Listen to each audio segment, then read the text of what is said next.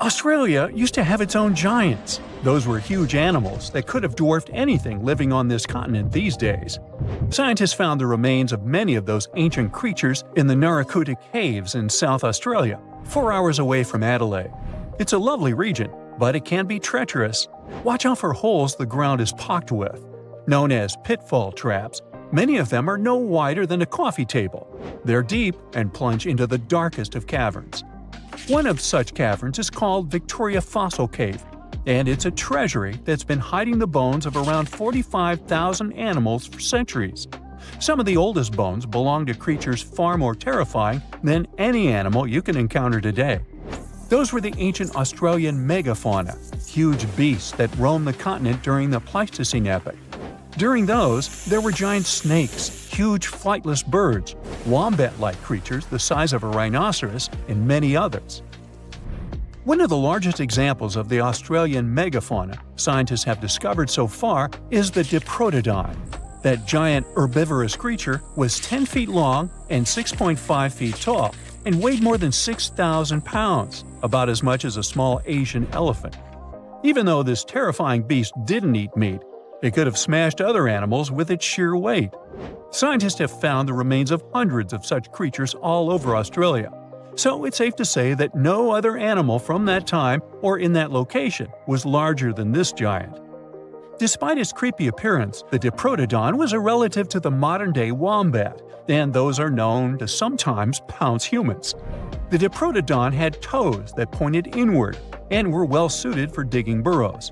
On the other hand, Diprotodon was a giant, and it was unlikely that it used to do so. It was likely a trait it had inherited from its smaller burrowing ancestors, or it could have used its claws to search for roots. This theory is supported by the fact that the animal's pouch was facing backward. It prevented any dirt from collecting inside while the creature was digging. Since this animal was so big, it didn't have to worry much about predators. Up until 60,000 years ago, when the first humans appeared on the continent, full-grown Diprotodons only had to look out for creatures like the quincana. Measuring in at a whopping 20 feet long, the quincana was a land crocodile. It lived in Australia from around 20 million to 40,000 years ago. It disappeared along with most other mega creatures of the last ice age. It's thought to be the result of the first humans coming to the continent. Even though the quincana was extremely fast and dangerous, it was possible that this creature got outcompeted by human hunters who took all available prey. Unlike modern crocodiles that are mainly aquatic, that mighty beast was a land dweller. Scientists figured it out by studying the quincana's legs. They were able to support and carry the body clear off the ground. It means there was no escape for ancient people once the quincana spotted them. Modern crocodiles can only push themselves along on their bellies. Such an adaptation allowed the quincana to chase its prey for long periods of time, exhausting it in the process. Another creepy feature of this ancient monster was its teeth. Aquatic crocs have conical teeth. Those are great for gripping and holding on to prey underwater. But quincana had knife-like teeth, ideal for slicing soft-bodied animals like, mammals. Another Australian monster, Thylacoleo, wasn't all that large, but it didn't make it any less terrifying. It was still among the top predators and the biggest carnivorous animals in Australia. This creature was a true oddity of nature, even by prehistoric standards. First, its teeth resembled not those of a regular predator, but those of a rodent. Its front incisors were enlarged, taking the place of canines. Premolars were also shaped like blades. They were used for cutting flesh and bone. At first, scientists thought that Thylacoleo used those teeth to eat nuts and fruits. But later, a study showed that the use of such teeth was better suited on necks and spines. The jaws of this ancient creature were immensely powerful. A 220-pound Thylacoleo had a bite force similar to that of a present-day 550-pound lion. It means that the animal could easily bring down prey much larger than itself. Then there was Thylacoleo's tail. It had strong muscles which provided the animal with the ability to use the tail as support when tackling large prey. The Thylacoleo had retractable claws, and this feature is very uncommon among marsupials. It allowed the animal to keep its razor-sharp hooks from getting blunt and could help it get a better grip on its prey. Scientists are quite sure that, like today's leopards, the Thylacoleo could climb trees and jump on other animals from above. It was done so fast and stealthily, they never knew what hit them. The creature's rear feet support this theory. The first toe there was reduced, but the foot had a rough pad like what modern-day possums have. It allowed them to have a better grip while climbing. Right after scientists found the first skull of the Meliolania, this animal was classified as a lizard. That's why its name translates to small groomer. But after they discovered more complete fossils, it turned out that the Meliolania was a giant turtle. But that's not all. It was one of the largest land turtles to ever have existed. The main reason researchers initially believed the creature to be a lizard was the fact that its skull was adorned with a series of spikes. It's something the modern-day horned lizard can boast. But even after discovering the true nature of the Meliolania, scientists still don't know how to properly catalog it. It might have been a creature that folded its neck under its spine, or it could have folded it to the side. Beside those defensive mechanisms on its head, the Meliolania was also equipped with a spiked tail, which was probably used to prevent predators from attacking the animal from behind. Most species of the Meliolania disappeared around 2,000 to 3,000 years ago because of humans who hunted them to extinction in both Australia and on the surrounding islands. It took around 2 centuries for these turtles to go extinct in that region of the globe. The Megalania was a giant Australian lizard that existed at the end of the Pleistocene epoch. It looked like a Komodo dragon and the Australian monitor lizard, which are both believed to be Megalania's closest living relatives. Fossils tell us that the ancient animal was anywhere from 15 to 26 feet in length. Ow! The youngest fossil remains of this ancient Australian monitor lizard date back to about 50,000 years ago. The first indigenous settlers must have encountered Megalania, which led to the lizard's extinction. Originally, scientists thought that the Megalania was the only member of the genus Megalania, but these days it belongs to the genus Varanus, which means that the prehistoric creature is closely related to other Australian monitor lizards. Our next giant creature on our list was once dubbed an ostrich on steroids. I mean, look at it. It was the last of the thunderbirds to go extinct in Australia. The Genyornis lived on the continent at the same time as early humans. They might have coexisted for 15,000 years or so before the huge bird eventually disappeared. This theory has some proof. The bird's fossils found along with human artifacts. Some cave paintings also depict flightless birds similar to the Genyornis in size and shape.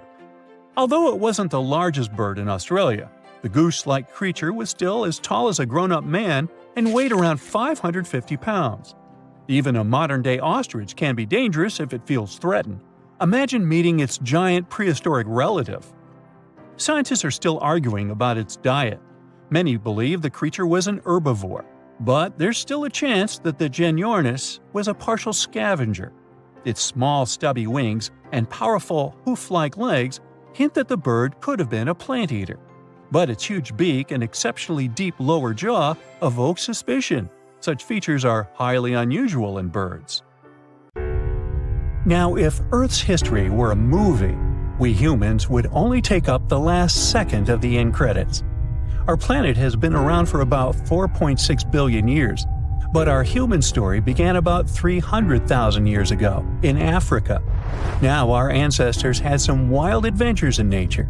They could have run into creatures so big they'd make today's elephants look like puppies. The woolly mammoth is a pretty famous animal, sure. His cousin, though, the Columbian mammoth, not so much. This giant used to roam places from Canada all the way down to Mexico. Unlike the furrier woolly mammoths, which hung out in colder places, these animals had shorter hair, resembling huge elephants. They also had incredibly large tusks, like 12 feet worth of spiraling, sturdy tusks. And they weren't just for show, they came in handy when facing predators. That includes our ancestors. If you think about sloths these days, you're picturing these adorably slow creatures. They couldn't possibly be in your list of most dangerous animals. Well, their grandparents might have. For starters, we call them ground sloths, and they vary a lot in size. Some were as big as rhinos, and others, like the Megatherium, were as colossal as elephants. Imagine seeing a 20-foot-long sloth which doesn't mind chewing on some meat every now and then, at least in theory. Ever heard of Bigfoot? Well, our next animal kind of looks like him, but is a distant cousin to orangutans. Meet Gigantopithecus, the largest primate to ever call our planet its home. Standing tall at 10 feet and weighing more than 600 pounds, these animals were amazing to look at in real life. Unlike Bigfoot, they weren't constantly hiding. In fact, it's believed they were peaceful and gentle creatures. Sadly, they faded away about 100,000 years ago, mainly because their food sources slowly became unavailable. Those lush, fruity forests they called home eventually turned into dry grasslands. Next on our list is the cave hyena.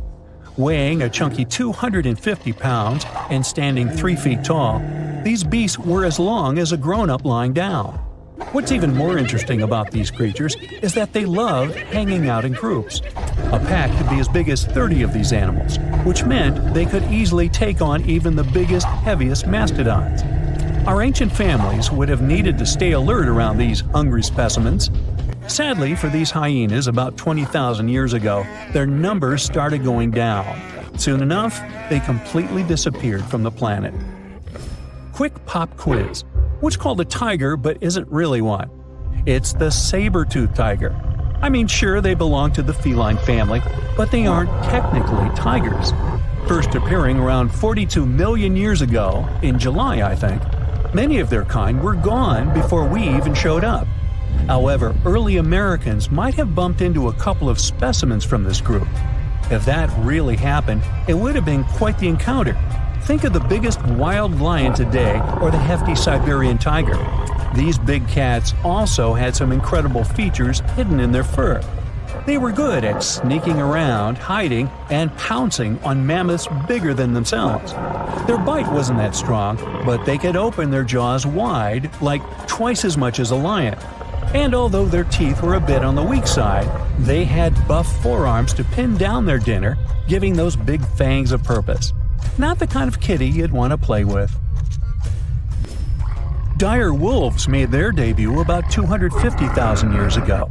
They were like the gray wolves we know today, but a lot stronger. While wolves these days stretch out to about 6 feet and tip the scales at 170 pounds max, dire wolves were about 5 feet and about 150 pounds. Found all over North and South America, they had admirable jaws, biting nearly a third harder than their modern counterparts. Also, their favorite snack was horses. But just like many other majestic beasts of the past, they faded away around 10,000 years ago. Now, names can be deceiving. Take the American lion, for example. It's not really a lion, it's more of a panther's big cousin. The other part of the name is correct, though. They did live in America about 330,000 years ago. This feline was no lap cat either. They were at the top of the wildcat pyramid, weighing a colossal 772 pounds. That's like stacking 4 grown men on a scale. Even the mighty African lion would look a tad bit shy beside these beasts. With the muscle to take down a bison, you wouldn't want to accidentally interrupt their dinner. They parted ways with this planet around 11,000 years ago, right after the last ice age. Now, down in Australia, about 50,000 years ago, I wasn't around then, there lurked a relative of the Komodo dragon, the Megalania. Experts love to have debates on how big it was. Some say it stretched out to 23 feet.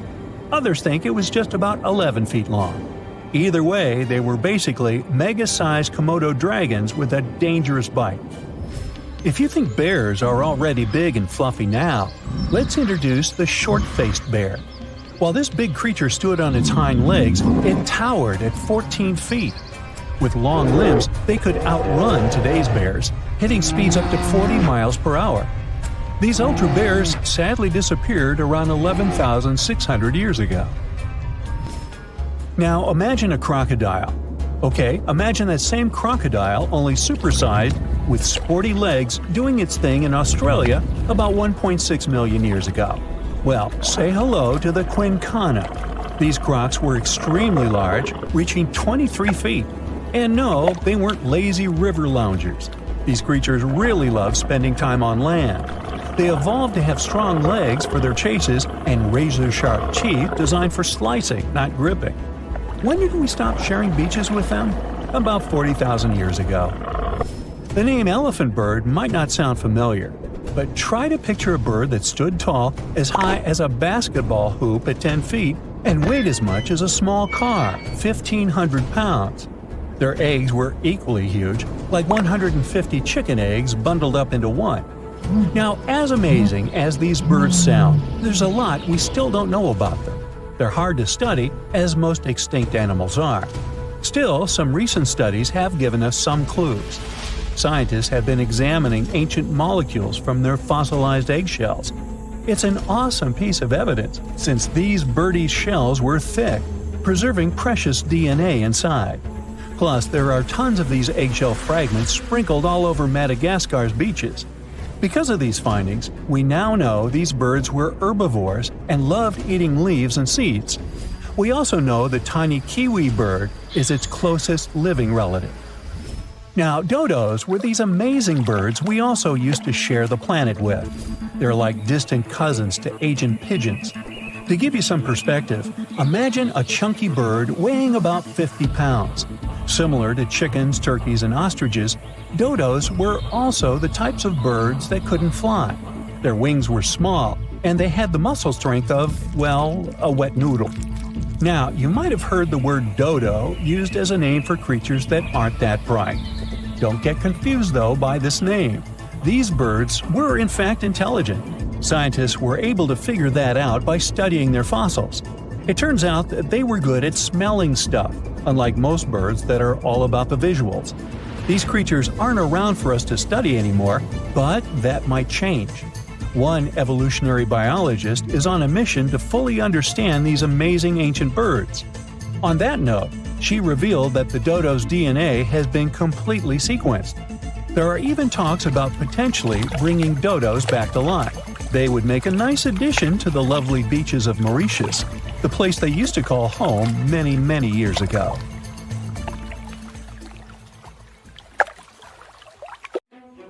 Currently, there are approximately 20 billion animals inhabiting our world. If everything were ideal, we would have 5 billion more animals on Earth. But many species have gone extinct, and around 44,000 species are currently in danger. The largest, most recent mass extinction event in history occurred during the dinosaur era, leading to the eradication of 75% of species on Earth. The Tulachi wallaby is a long-lost relative of today's kangaroo, but they had a hidden superpower, night vision. That's why they were mostly active at night. They were 3 feet tall and fed on grass, fruit leaves, and other plants. Wallabies lived in grassy areas near swamps and other water bodies, but not for long. By the 19th century, their numbers had gone down, bringing them to the edge of extinction. Only 14 wallabies had been left in the wild by 1920. A rescue mission was launched. They tried to capture the last 14 animals to protect them. But the situation got out of control and 10 wallabies lost their lives. The 4 remaining ones were transferred to a special facility, and in 1935, the last animal passed away. Only one picture of the Tulachi wallaby is left now. There were reports of the animal's sightings after that, but no proof was shown, and the creature was officially declared extinct in the 70s. Short-faced bears were a unique species that lived in North America, particularly Alaska. It was a massive bear, weighing around 1,500 pounds. When standing on its hind legs, it was around 12 feet tall, a whole foot taller than today's biggest beast in this family, the polar bear. This animal was different from today's bears because almost all of them are omnivores, except for polar bears. But this monster was solely carnivorous, which was the reason for their extinction. During the end of the Ice Age, many herbivores were gone, and those bears did not have enough food to survive. They were the Usain Bolt of the bear world, the fastest Bruins to have ever lived, reaching a top speed of 40 miles per hour, which is 5 miles faster than grizzlies. There are around 400 million pigeons in the world now. Some time ago, in America, A species of birds called passenger pigeons were abundant throughout the country, especially in the eastern forests. There were more than 1 billion of them, but they went from 1 billion to 0 in a few years. They had small heads and necks, but long tails and wings and strong breast muscles that allowed them to fly super long distances. The last passenger pigeon passed away in captivity in 1914. It was named Martha. With that, the ecosystem in the U.S. has never seen this bird again. Now, elks are enormous animals, but they look tiny when you compare them to long-gone Irish elks. That elk was around 7 feet tall at the shoulder with a humongous antler of 12 feet. Today, elk are only 4.5 feet tall at the shoulder and have around 4-foot-long antlers. Despite its name, this elk was found all over the world, from Asia to Europe. It got its name because, in Ireland near Dublin, researchers found a perfectly preserved specimen. Since then, it's been called the Irish elk. The last one passed away in Ireland. The main reason for their disappearance was their inability to adapt to changes. When the Ice Age ended, the elk could not survive and became extinct. Now, somewhere deep in the forests of Costa Rica lives the interesting-looking golden toad. It was discovered in 1966 in one particular spot where all toads would gather to mate. In 1967, a large population of this golden nugget was noted in that same spot. But the following year, only 10 to 11 toads were seen, and the year after that, in 1968, only one lonely male toad showed up at the spot. For years, there were searches for golden toads. In 2004, the toads were officially declared extinct. Humans were not responsible this time. The drought in the area in the 80s had a significant impact on the toads. Still, the last straw was the arrival of a new fungal species that caused the animal's skin to thicken, eventually leading to the toad passing away. This chytrid fungus is responsible for the extinction of more than 90 frog and amphibian species, becoming one of the biggest threats to their lives. Now, Canada is a very cold country, no surprise there, and nobody would expect tropical birds like parrots to live there. However, there was a parrot species that lived in America and some parts of Canada. I'm talking about the Carolina parakeet. Those were truly beautiful birds with orange-yellowish heads and green bodies. Their favorite rest spots were big trees alongside rivers. This parrot's favorite food was cocklebur seeds, which are poisonous to us, but the bird had no problem eating them. Also, they used the dangerous cockleburs as a defense mechanism. After they ingested loads of them, their meat became poisonous, and predators do not enjoy eating toxic birds. Carolina parakeets were abundant, there were millions of them.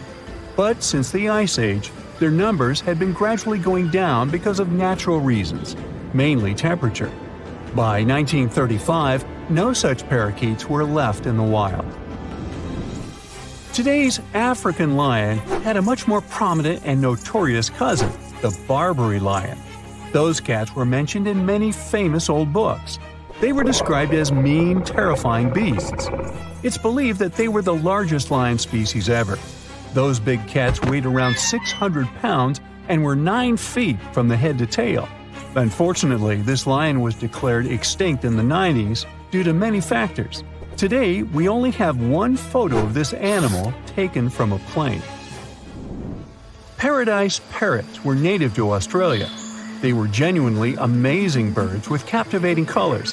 What was unique about them was their nesting habits. They only nested in termite mounds. This parrot was always on the edge of extinction, and the reason for that is still unknown. Mice, rats, and other animals also hunted them, and it added fuel to the fire. The last bird was spotted in the year 1972. Since then, paradise parrots have only been seen in museums. The Gulf of Mexico was once home to Caribbean monk seals. This species of seals enjoyed spending time in the warm subtropical climate of the Caribbean. Most of the time, they were found near reefs and islands, foraging for food. Like most of us, they also loved sandy beaches and were usually seen in groups of 100 seals, resting before the next adventure. In the year 1886, monk seals were declared extinct. You can still see this animal in 2 museums. Both are located in the UK. As we all know, zebras have black and white stripes. But once, a zebra species had only half the body covered with brown and white stripes. The rest was just brown, and the belly was white. It was called the quagga. They lived in the southern part of Africa in grass fields and wet pastures, like today's zebras, and ate grass and other plants. The last quagga perished in 1888, but not all hope is lost. Today, extensive research is being done to bring this animal back into the wild. Australia is home to many outlandish animals, but the craziest ones are probably gastric brooding frogs. This species is not like your ordinary frog that lays eggs. They hatch their young inside their stomach and give birth by vomiting around 25 fully formed young frogs. Sometimes their stomach becomes so bloated that they have to breathe through their skin. 2 species of this frog were discovered in the northern and southern parts of Australia in the 1970s by Mike Taylor. A decade after their discovery, both species are gone. The main reason for their extinction is the chytrid fungus. Luckily for them, they're also part of a de-extinction program that's putting serious efforts into bringing them back into the wild. Welcome, dear listeners, to a journey back in time, to a moment that forever altered the course of our planet's history. Picture this: a serene Earth where mighty dinosaurs roamed freely, ruling every corner of the land, from the densest jungles to the vast open plains. Their thunderous footsteps echoed as a testament to their reign, a reign that seemed unending. But the universe, in its infinite vastness, had other plans. Enter the Chicxulub incident. A name that might sound unfamiliar to some, but its impact, both literal and metaphorical, is deeply etched into the very fabric of our planet. This wasn't just any cosmic event, it was a cataclysm, a celestial sledgehammer that came hurtling from the abyss of space. Imagine a rock, not just any rock, but one the size of Mount Everest, weighing trillions of tons, racing towards Earth with a speed so immense that it could traverse from New York to Anchorage faster than one could prepare a morning breakfast. This monstrous entity, dear listeners, was destined to collide with our planet, and when it didn't just make a dent. It reshaped life as it was known. The Chicxulub incident wasn't merely an event, it was a turning point, a moment where the rulers of the Earth, the mighty dinosaurs, faced an adversary so powerful that it brought their long-standing dominion to a tragic end. But why is this incident so significant? As we journey through the annals of time, retracing the steps of the Chicxulub incident, we find ourselves drawn to a specific location on our planet, a place that today is known for its pristine beaches, vibrant culture, and the allure of ancient civilizations. Yes, dear listeners, we're talking about modern-day Mexico, specifically the Yucatan Peninsula. But let's rewind the clock back to that fateful day and paint a picture quite different from the holiday destination we know today. The Yucatan Peninsula, a region now synonymous with Cancun's turquoise waters and Mayan ruins, was the epicenter of this cosmic catastrophe. As the colossal asteroid approached, it wasn't heading for some remote, uninhabited corner of the Earth. No, it was on a direct collision course with what is now the heart of Mexico. And then, with a force beyond comprehension, it struck. The very ground trembled, and the skies lit up as if a second sun had dawned. The vast ocean waters that covered the Yucatan Peninsula could do little to cushion the blow. Instead, they became part of the cataclysm, amplifying the devastation. The immediate aftermath was nothing short of apocalyptic. The impact was so immense that it pierced through the Earth's crust, releasing energy equivalent to billions of atomic bombs. The skies were set ablaze, and a shockwave of unimaginable proportions rippled across the globe. The serene waters of the Yucatan were violently displaced, giving rise to tsunamis that towered as high as the Statue of Liberty, rushing forth to distant shores with wrathful intent. But this was just the beginning. The Earth, our home, was in turmoil. The very fabric of the environment was being rewritten in a matter of moments. The immediate vicinity of the Yucatan Peninsula was ground zero, but the shockwaves of the impact did not discriminate. They traveled with relentless fury, reaching even the most remote corners of our planet. The vast oceans, which cover over 70% of the Earth's surface, became conduits for one of the most terrifying phenomena, tsunamis. These weren't just regular tidal waves, they were behemoths, rising with such might and speed that coastlines thousands of miles away felt their wrath. From the coasts of Africa to the distant shores of Asia, no coastal region was spared from these monstrous waves. But the water wasn't the only element in turmoil. The very ground beneath our feet quaked. Earthquakes of magnitudes previously thought impossible shook the planet. Continents trembled, and landscapes transformed as the Earth's crust contorted under the immense stress.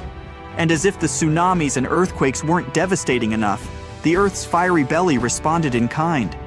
Volcanoes, those majestic mountains that house molten fury, erupted in synchrony.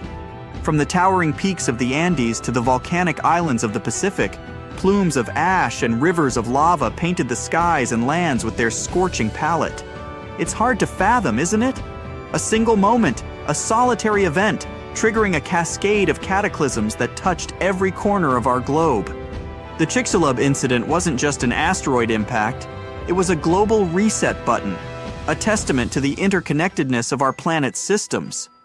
As we venture further into this narrative, we'll delve into the long-term consequences of these global effects and how they set the stage for a new chapter in Earth's ever-evolving story. Navigating through the immediate aftermath of the Chicxulub impact, we've witnessed the sheer magnitude of its global effects. But dear listeners, the story doesn't end there.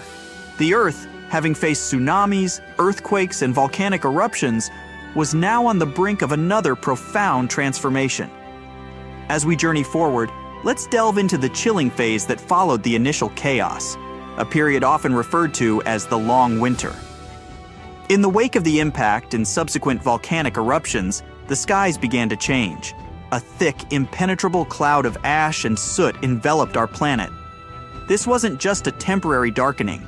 It was as if the Earth had donned a shroud, blocking out the life-giving rays of the sun. Day turned into night, and what followed was a darkness that persisted not for days, not for weeks, but for years. Without the warmth and light of the sun, temperatures plummeted. The once balmy and temperate regions faced a cold they had never known. Ice began to form, and snow covered landscapes that had never witnessed a winter. The Earth, in essence, was plunged into an unending night, a winter that seemed eternal. But the cold and darkness were just part of this grim equation. The atmosphere, now laden with sulfur, released from the impact site and volcanic eruptions, gave rise to a new menace: sulfuric acid rain. This wasn't the gentle rain that nourishes the soil. It was acidic, corrosive, and deadly. Forests withered, oceans acidified, and the very fabric of life on Earth was under siege. This prolonged period of darkness and cold, combined with the toxic rain, led to catastrophic climate changes. Ecosystems collapsed, food chains were disrupted, and many species, already reeling from the immediate aftermath of the impact, faced the grim prospect of extinction. It's a somber chapter in our planet's history, isn't it? A time when life itself hung in the balance, teetering on the edge of oblivion. Emerging from the chilling embrace of the long winter, one might wonder, how do we, millennia later, piece together the events of this cataclysmic incident? How do we sift through the sands of time to uncover the evidence of such a monumental event? The answer, dear listeners, lies hidden in the very fabric of our planet, waiting to be deciphered by those with a keen eye and insatiable curiosity. Iridium, a rare metal on Earth but abundant in asteroids, serves as a silent witness to the celestial collision. In the late 20th century, scientists made a startling discovery. They found a thin layer of clay in rock formations around the world, a layer unusually rich in iridium. This iridium-rich layer, often referred to as the iridium anomaly, was a global phenomenon, found in diverse locations from Italy to New Zealand. Such a widespread presence of this rare metal could only point to one conclusion: a massive asteroid impact. But iridium was just one piece of the puzzle. The rock layers themselves held more secrets. Beneath the iridium-rich layer, scientists found a distinct boundary, often termed the Cretaceous-Paleogene or KPG boundary. This boundary marked a stark difference in the fossils present above and below it. The layers below were teeming with diverse life forms, including our colossal friends, the dinosaurs. However, the layers above showed a significant decline in biodiversity, a testament to the mass extinction that followed the impact. Furthermore, in the vicinity of the Yucatan Peninsula, geologists uncovered a vast semicircular structure, a scar etched into the Earth's crust. This was the Chicxulub crater, the very site of the asteroid's impact. Spanning over 150 kilometers in diameter and buried beneath layers of sediment, this crater was the smoking gun, the undeniable proof of the asteroid's collision with Earth. Piecing together the iridium anomaly, the KPG boundary, and the Chicxulub crater, a coherent narrative emerged. A story of a massive asteroid, its fateful collision with Earth, and the profound transformations that ensued. It's awe-inspiring, isn't it? How the Earth, in its silent wisdom, preserves the tales of its past, waiting for us to uncover and understand. With the evidence of the asteroid's impact firmly established, we are led to a poignant chapter in Earth's narrative. The immediate effects of the Chicxulub impact were undeniably catastrophic, but the ripples of this event extended far beyond the initial chaos, shaping the very trajectory of life on our planet. The dinosaurs, those magnificent creatures that had ruled the Earth for over 160 million years, found themselves in a world transformed. The prolonged darkness, plummeting temperatures, and acid rains created an environment hostile to these giants. Food sources dwindled as plants, the base of many food chains, struggled to survive without sunlight. Herbivorous dinosaurs, deprived of their primary food source, faced starvation. And as they perished, the carnivores that relied on them for sustenance were similarly affected. It was a domino effect, a cascading collapse of ecosystems. But it wasn't just the dinosaurs. Many marine species, especially those reliant on photosynthetic algae, faced extinction as the oceans acidified and the sun's rays were obscured. On land, the lush forests of ferns and palms gave way to fungi, which thrived on the decaying organic matter. The skies, once ruled by pterosaurs, saw a decline in these winged wonders. In total, it's estimated that nearly 75% of Earth's species were wiped out in this mass extinction event. The world, in essence, had hit a reset button. Yet, in the face of such overwhelming odds, life persisted. New species emerged to fill the voids left by the extinct ones. Mammals, which had previously lived in the shadows of the dinosaurs, began to diversify and expand their territories. The world was undergoing a transformation, setting the stage for the rise of new dominant species, including, eventually, our own. The primary evidence of the asteroid impact, as we've discussed, is compelling. The iridium anomaly, the KPG boundary, and the Chicxulub crater together paint a vivid picture. However, the sheer magnitude of the extinction event has led scientists to ponder: was the asteroid impact the sole culprit, or were there other concurrent factors at play? One such theory posits that massive volcanic eruptions in the Deccan Traps, located in present-day India, played a significant role. These eruptions, spanning thousands of years, released vast amounts of lava and greenhouse gases into the atmosphere. Some scientists argue that this could have led to significant climate changes, weakening ecosystems even before the asteroid's impact. Another area of intrigue is the rapidity of the extinction event. While the immediate aftermath of the impact was undoubtedly catastrophic, there's debate over how quickly the extinction unfolded. Did it happen in a matter of months, years, or was it spread over millennia?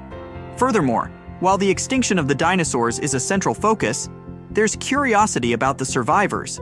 Why did certain species like crocodiles and certain birds endure while others perished? What unique adaptations or circumstances allowed them to navigate this altered world?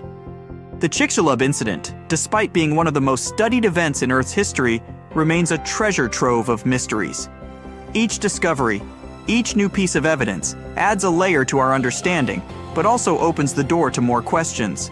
As we delve deeper into the intricacies and enigmas of the Chicxulub incident, it becomes imperative to transport ourselves back in time, to truly grasp the magnitude of the event. To understand the impact and its profound consequences, we must first immerse ourselves in the world as it was. The Earth of this bygone era was a realm of contrasts and wonders. The continents, while somewhat recognizable, were positioned differently than they are today. Massive land masses were in motion, slowly drifting and reshaping the face of the planet. The climate was warmer, with no polar ice caps, and sea levels were higher, creating vast inland seas that bisected continents. The landscapes were dominated by lush, dense forests of ferns, conifers, and early flowering plants. These verdant expanses were a cacophony of life, teeming with creatures both familiar and alien to our modern eyes. Rivers meandered through these landscapes, nurturing the ecosystems and providing sustenance to a plethora of species. But it was the inhabitants of this world that truly captured the imagination. The dinosaurs, in all their majestic glory, ruled the land. From the towering, long-necked sauropods to the fierce and agile theropods, these creatures were the undisputed monarchs of their domains. The skies were patrolled by pterosaurs, while the oceans brimmed with marine reptiles like ichthyosaurs and plesiosaurs. Yet, this vibrant world was also marked by its dynamics and interactions. Predators and prey engaged in a perpetual dance of survival. Herds of herbivores migrated in search of fresh pastures, while carnivores stalked the shadows, awaiting opportunities. The Earth was alive, pulsating with energy and life. It's essential to immerse ourselves in this world, to truly appreciate the gravity of the Chicxulub incident. For it was this thriving, dynamic Earth that stood on the brink of one of the most significant events in its history. With the vibrant tableau of Earth 66 million years ago firmly etched in our minds, we find ourselves at a pivotal juncture in this narrative. The world was teeming with life, ecosystems were flourishing, and the dance of predator and prey played out against the backdrop of lush landscapes. But, unbeknownst to the inhabitants of this world, a shadow loomed in the vastness of space.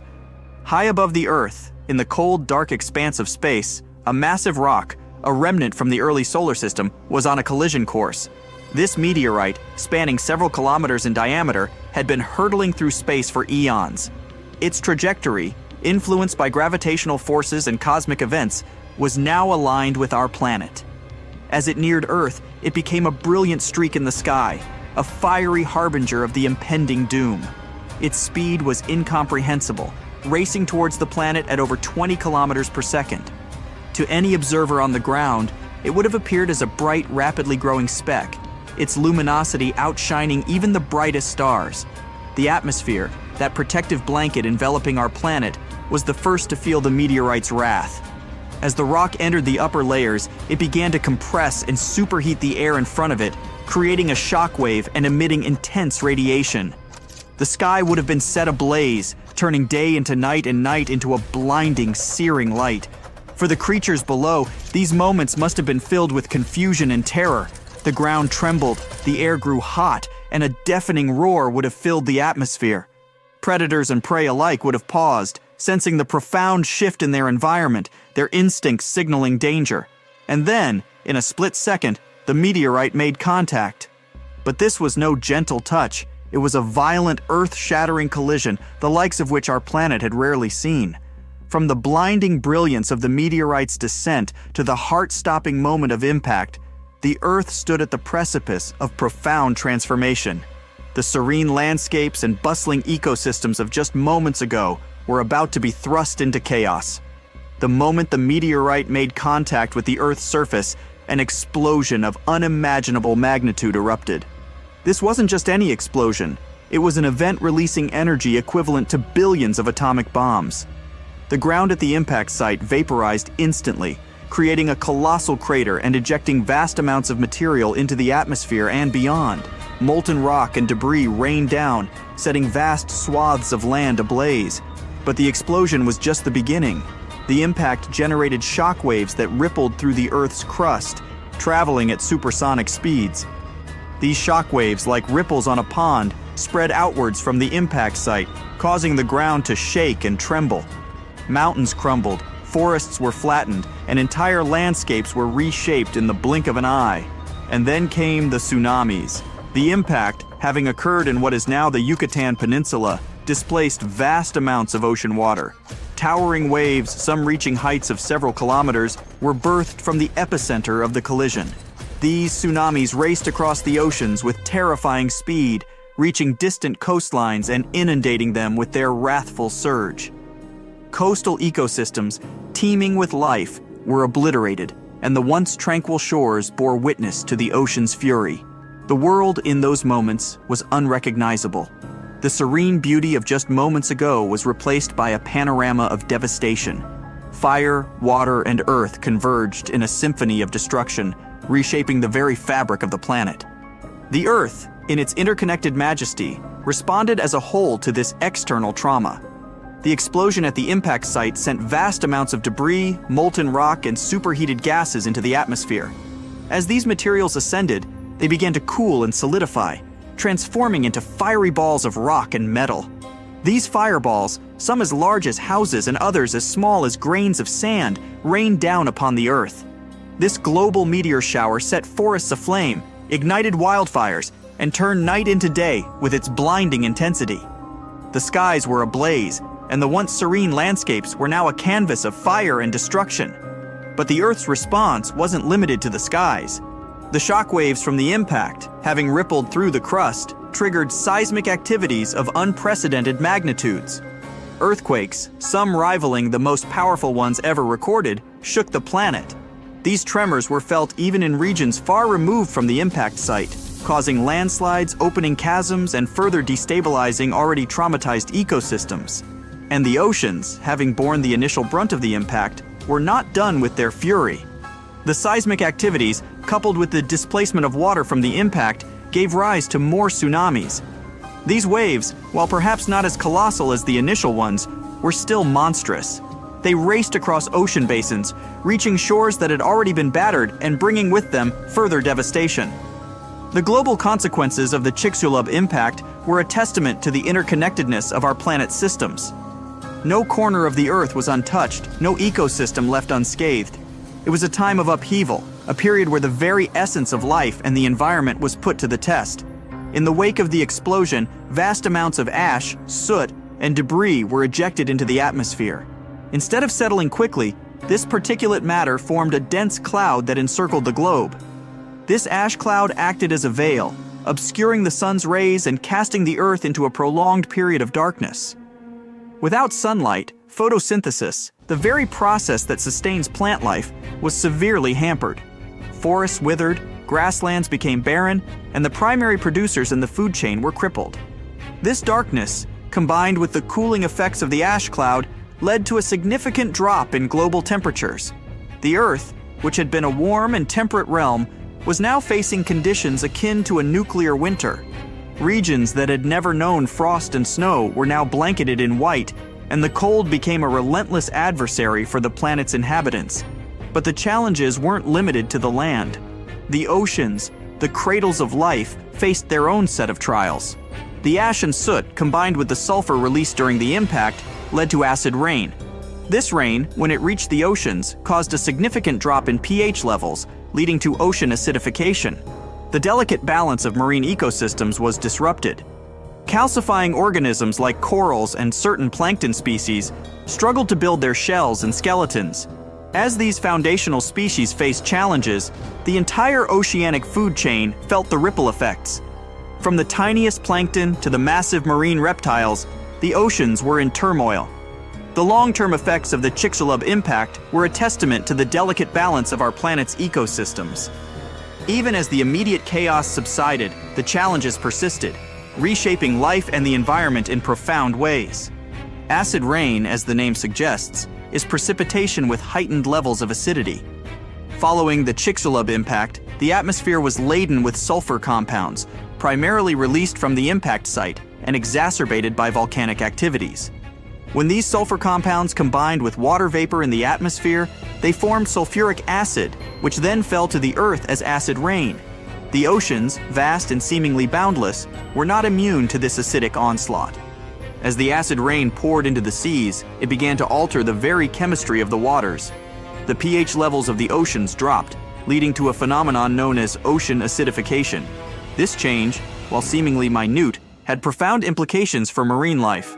Many marine organisms, especially those at the base of the food chain, rely on the process of calcification to build their shells and exoskeletons. Organisms like plankton, corals, and mollusks extract calcium carbonate from the seawater to form these protective structures. However, in more acidic conditions, the availability of calcium carbonate diminishes, making it harder for these creatures to maintain and build their shells. The plight of these foundational species had a domino effect on the entire marine ecosystem. Plankton, the primary producers in the oceanic food chain, faced significant challenges. As their numbers dwindled, the species that relied on them for sustenance, from small fish to massive marine reptiles, felt the strain. Coral reefs, those vibrant underwater metropolises, faced bleaching and degradation, affecting the myriad species that called them home. The acid rain and its subsequent effects on the oceans serve as a stark reminder of the interconnectedness of Earth's systems. A disruption in one area can have cascading effects, reshaping entire ecosystems and challenging the very fabric of life.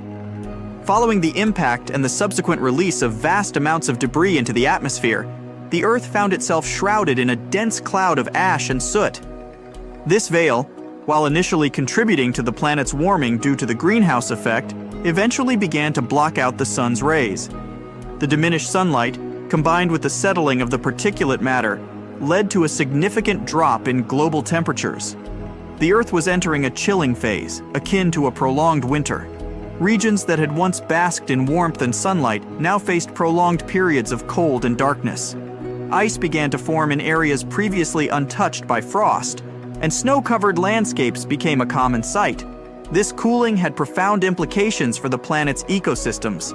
Plants already struggling from the lack of sunlight found it challenging to cope with the cold.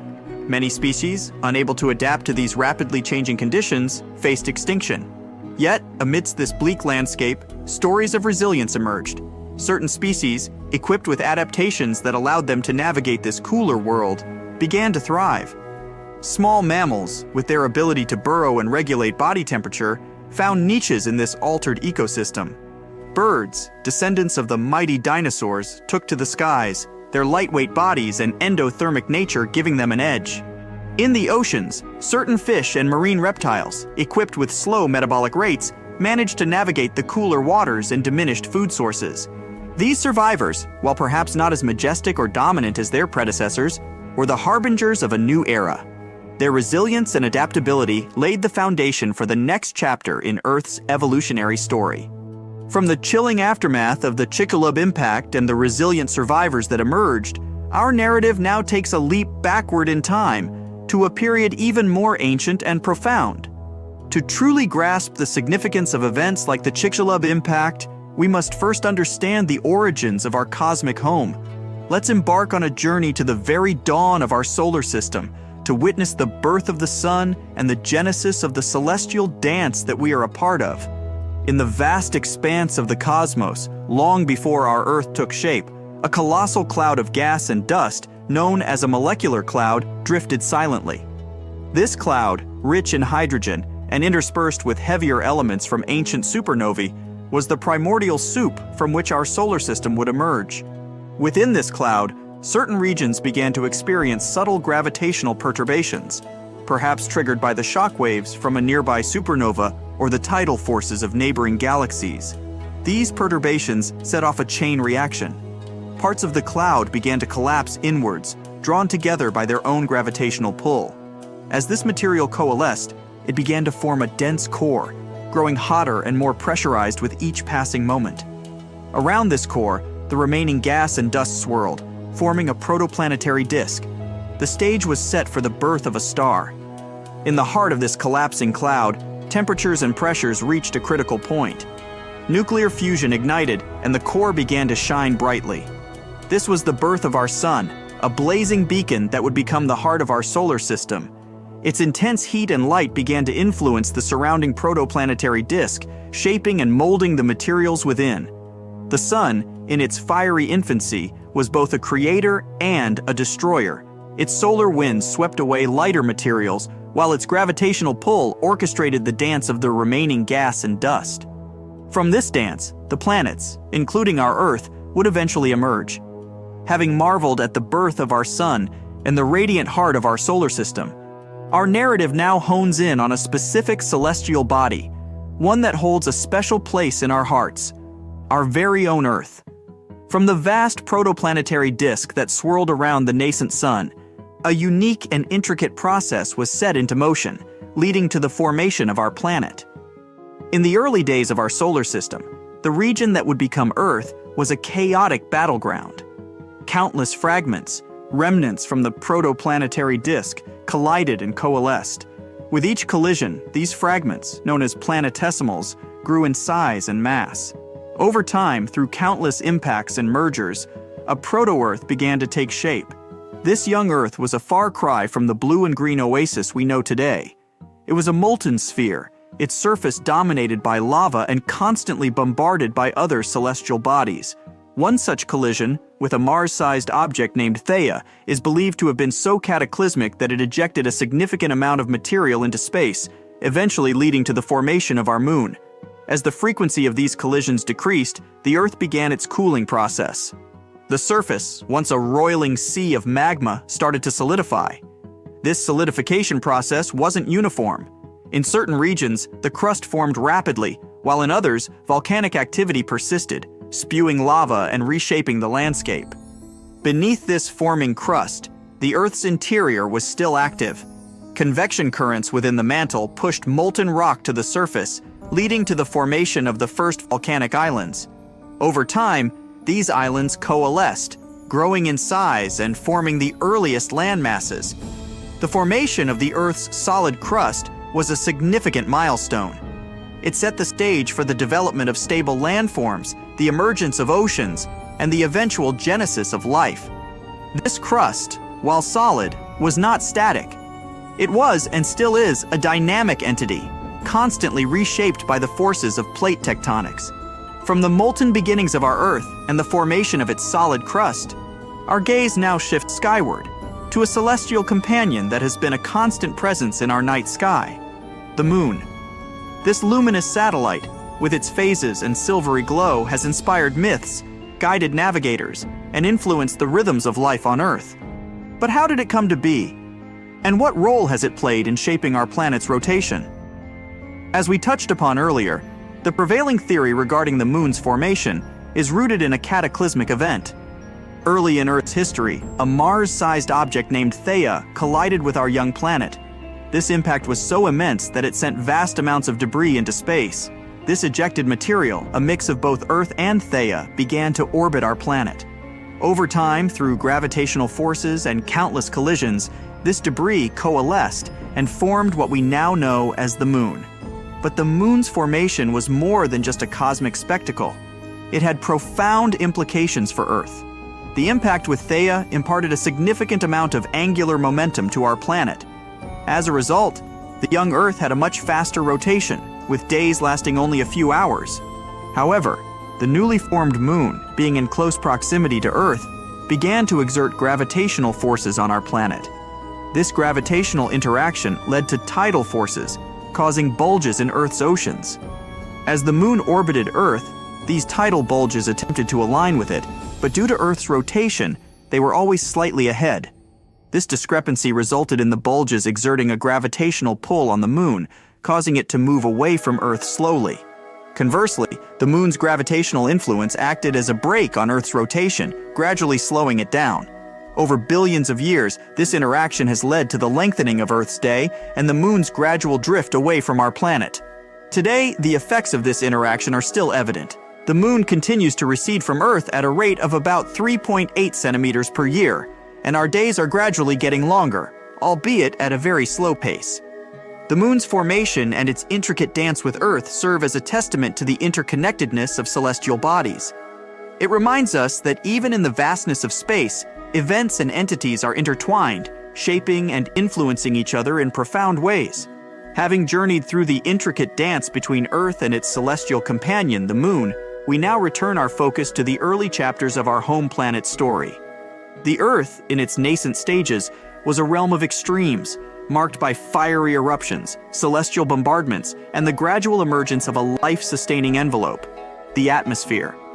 Let's delve into this tumultuous epoch, exploring the volcanic activity, meteorite impacts, and the processes that gave rise to our planet's protective shield.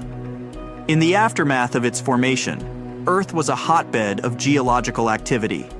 Beneath its still-forming crust, the mantle was alive with convection currents, driving molten rock to the surface. Volcanoes dotted the landscape, spewing lava, ash, and gases into the young atmosphere. These eruptions were not just isolated events, they were continuous and widespread, shaping and reshaping the Earth's surface. Simultaneously, the early solar system was a chaotic environment, teeming with leftover debris from its formation. Earth, with its growing gravitational pull, became a target for these wandering fragments. Meteorites, ranging from tiny specks to massive boulders, bombarded our planet. These impacts, while violent, played a crucial role in Earth's evolution. They delivered essential elements and compounds, including water, which would later form our oceans. But perhaps one of the most significant developments during this period was the formation of Earth's atmosphere. Initially, the atmosphere was dominated by gases like methane, ammonia, and water vapor, released from volcanic eruptions. However, as the Earth cooled, conditions became conducive for the condensation of water vapor, leading to the formation of the early oceans. These oceans began to play a pivotal role in atmospheric evolution. Simple organisms like cyanobacteria emerged in these waters and began the process of photosynthesis, releasing oxygen as a byproduct. Over time, this oxygen accumulated, transforming the atmosphere from one devoid of this vital gas to one where it became a significant component. This evolving atmosphere served multiple purposes. It acted as a protective shield, filtering out harmful solar radiation. It played a role in regulating the planet's temperature, creating a greenhouse effect that kept the Earth warm. And, most importantly, it set the stage for the emergence and evolution of complex life. The early Earth, with its fiery landscapes, celestial impacts, and evolving atmosphere, was a testament to the dynamic nature of our planet. It reminds us that Earth, even in its earliest days, was a place of change, adaptation, and resilience. From the fiery eruptions and celestial bombardments of early Earth, we now find ourselves at a pivotal juncture in our planet's narrative. Amidst the evolving landscapes and the protective embrace of the atmosphere, the stage was set for one of the most profound events in Earth's history, the emergence of life. This chapter, marked by the transition from the simplicity of single-celled organisms to the complexity of multicellular life, is a testament to the tenacity and adaptability of life itself. Let's delve into this awe-inspiring epic, exploring the first sparks of life and the intricate dance of evolution. In the vast expanse of Earth's early oceans, amidst the swirling currents and mineral-rich waters, a miracle was unfolding. Simple molecules, driven by the energy from hydrothermal vents and the sun's rays, began to form complex structures. These structures, encapsulated within lipid membranes, were the precursors to the first cells. These primitive cells, or prokaryotes, lacked a defined nucleus but carried within them the blueprint of life, DNA. Over time, these prokaryotes diversified, adapting to various niches within the oceans. Among them, a particular group, the cyanobacteria, embarked on a transformative process, photosynthesis. By harnessing the sun's energy, they converted carbon dioxide and water into glucose, releasing oxygen as a byproduct. This oxygenation of the atmosphere set the stage for the next leap in evolutionary history. As the eons passed, certain prokaryotes began to form symbiotic relationships, leading to a significant evolutionary milestone, the emergence of eukaryotic cells. These cells, characterized by a defined nucleus and specialized organelles, were more complex and versatile. Within the protective embrace of these cells, DNA was safely housed within the nucleus, allowing for more intricate genetic processes. The stage was now set for another evolutionary leap. These eukaryotic cells, having thrived in the oceans, began to come together, forming colonies. Over time, these colonies became more specialized, with certain cells performing specific functions. This was the dawn of multicellularity. From simple colonies, complex organisms began to emerge, each cell playing its part in the symphony of life. The transition from single-celled organisms to multicellular life was not just a biological evolution, it was a testament to the power of cooperation and specialization.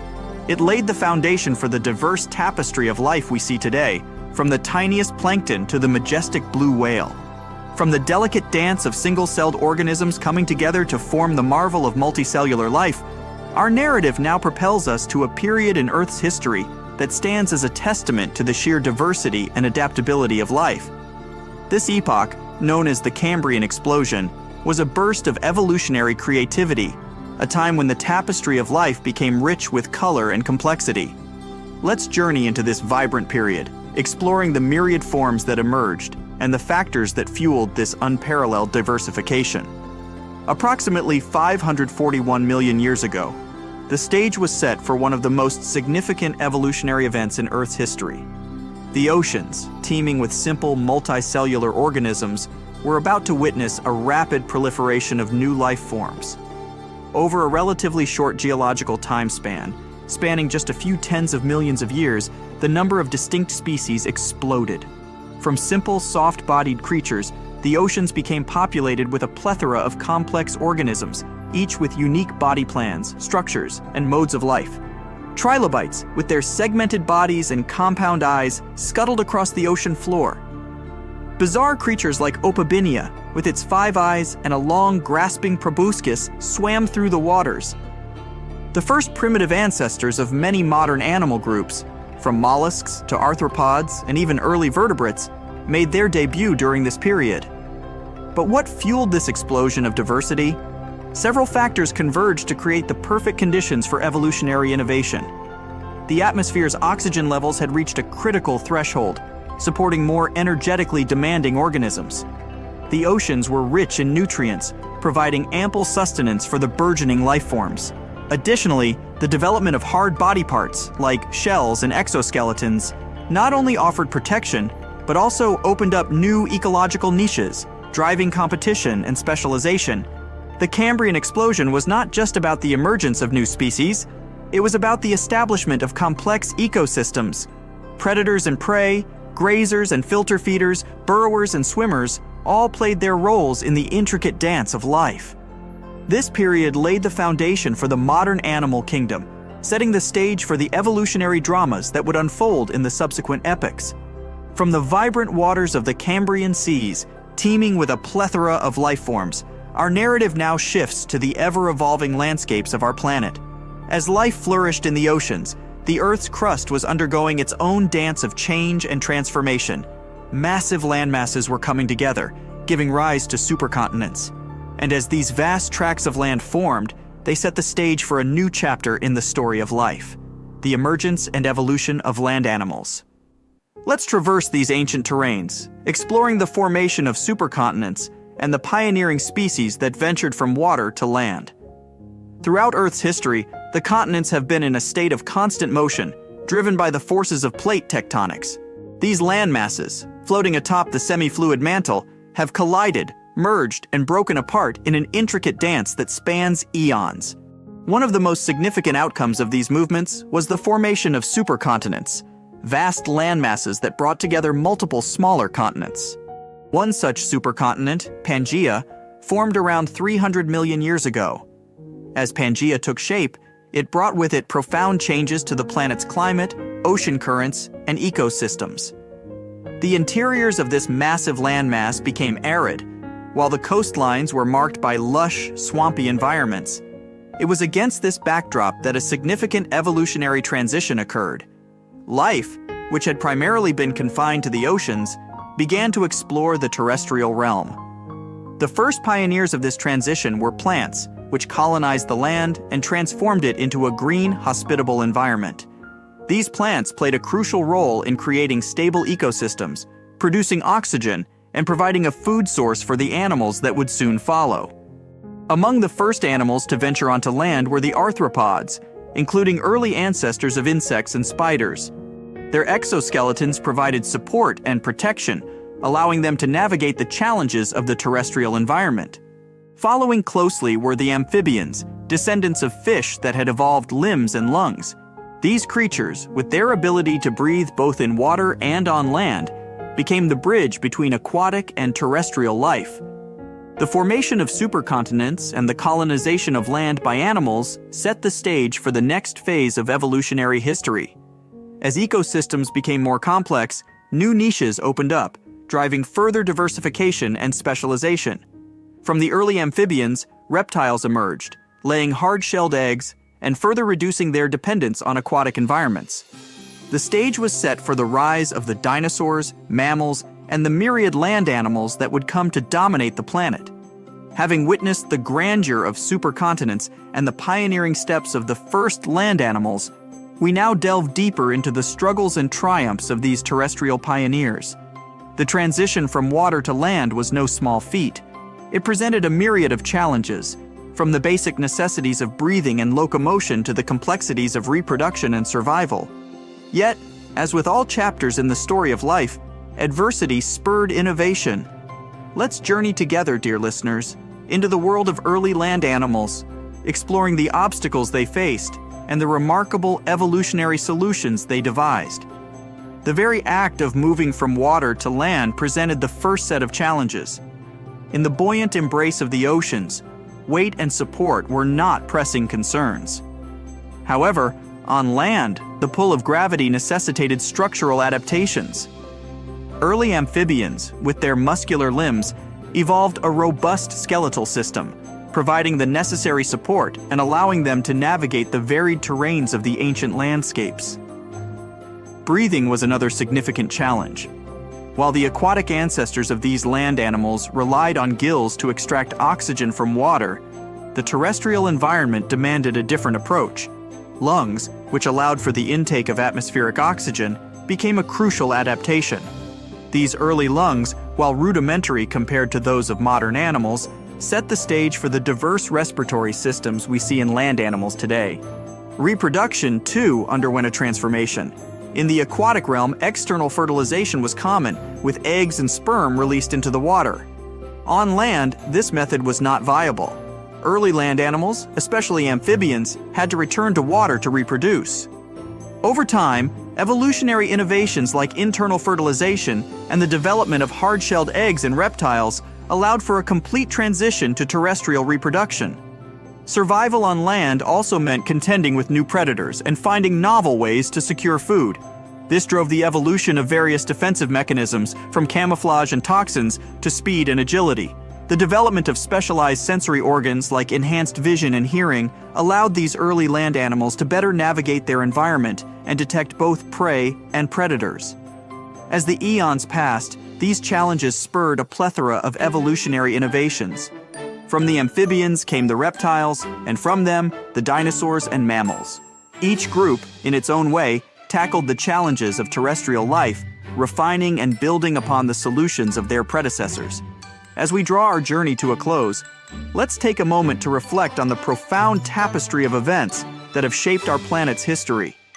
From the birth of our solar system, the formation of the sun, the tumultuous early years of Earth, to the emergence and evolution of life, each chapter tells a story of resilience, adaptation, and the inexorable march of time. The Chicxulub incident, a cataclysmic event that forever altered the course of life on Earth, serves as a poignant reminder of the fragility and interconnectedness of our world. A single moment, a cosmic collision, had the power to reshape ecosystems, extinguish countless species, and pave the way for new forms of life to emerge. Yet, amidst the chaos and destruction, life found a way. Seeds and pollen, resilient in the face of adversity, ensured the continuity of plant life. The oceans, though transformed and challenged, remained cradles of biodiversity. And from the ashes of extinction, new life forms arose, each adapting and evolving to the ever-changing conditions of our planet. Our journey through Earth's history is not just a chronicle of events, but a testament to the enduring spirit of life. It's a story of challenges met, of adversities overcome, and of the relentless drive of life to persist, adapt, and thrive. As we conclude this video, let us carry with us a sense of wonder and reverence for the intricate web of life that surrounds us. Let us celebrate the resilience of nature, the beauty of evolution, and the mysteries that await us in the chapters yet to be written. Thank you, dear listeners, for joining us on this voyage through time. Until our next adventure, cherish the world around you, for it is a story millennia in the making. Antarctica wasn't always a frozen wasteland. A long time ago, it was full of life, and 56 million years ago, something terrifying stalked its jungles. A giant, flesh-eating bird. It was around 6 feet tall and weighed as much as a lion. For millions of years, nothing could challenge it. So why did it disappear? And could there be even bigger predators still hidden beneath the ice? Paleontologists found two massive claw bones in Antarctica, sharp, curved, and powerful, belonging to this bird. They were dug up from the Epresian-aged rocks of Seymour Island, which means they're around 40 to 50 million years old. Their shape left no doubt. These were the so-called terror birds. Their scientific name is Forus raceti, some of the most fearsome predators to ever walk the earth. They were flightless and didn't even need wings. Instead, they could sprint at breakneck speeds, like ostriches from a nightmare. For millions of years, these birds ruled South America. But now, for the first time, their presence has been confirmed in Antarctica. No surprise here. Back then, South America and Antarctica were still connected, allowing animals to easily commute between continents. So these birds probably migrated south to adapt to life on Antarctica's prehistoric landmass. It didn't just survive here, it thrived. But at some point, this nightmare of an animal vanished. Why? Most likely because of the temperature changes. Antarctica was cooling, slowly turning into the frozen wasteland we know today. Its prey may have declined, leaving the predator without enough food. Eventually, it disappeared, leaving no descendants behind. Researchers hope that they'll find a complete skeleton eventually. They're also wondering where there might be even bigger species waiting to be discovered. Perhaps these birds evolved into a completely new Antarctic lineage. But for now, all we have are two giant, creepy claws. People often think that there are almost no animals or plants in Antarctica. But that's not true at all. Penguins waddle around, and forget the cute tiny ones. Antarctica used to have 6-foot-tall monsters. The emperor penguins are the largest penguin species alive today. They can dive over 1,800 feet deep and hold their breath for over 20 minutes. There were giant ancient penguins around 38 million years ago. They were the size of humans. Fossils show they had long, sharp beaks, making them terrifying hunters of fish and squid. The fish there are also absolutely fascinating. Forget giant squids. Colossal squids are nightmares even bigger. Some reach over 40 feet long with massive, super sharp beaks and eyes the size of dinner plates. Finally, orcas, the apex predators of the Antarctic Ocean. They hunt in packs, working together like a wolf pack of the sea to take down seals, fish, and even massive whales. There are even tiny plants like moss and algae. Antarctic hairgrass and pearlwort. They somehow survive against all odds. There are many other myths going on about Antarctica. For example, some people think that when icebergs break off from glaciers, they immediately start drifting straight into the open ocean until they melt. But the reality is way more chaotic. First, when an iceberg breaks off from a glacier or ice shelf, it has to deal with underwater obstacles.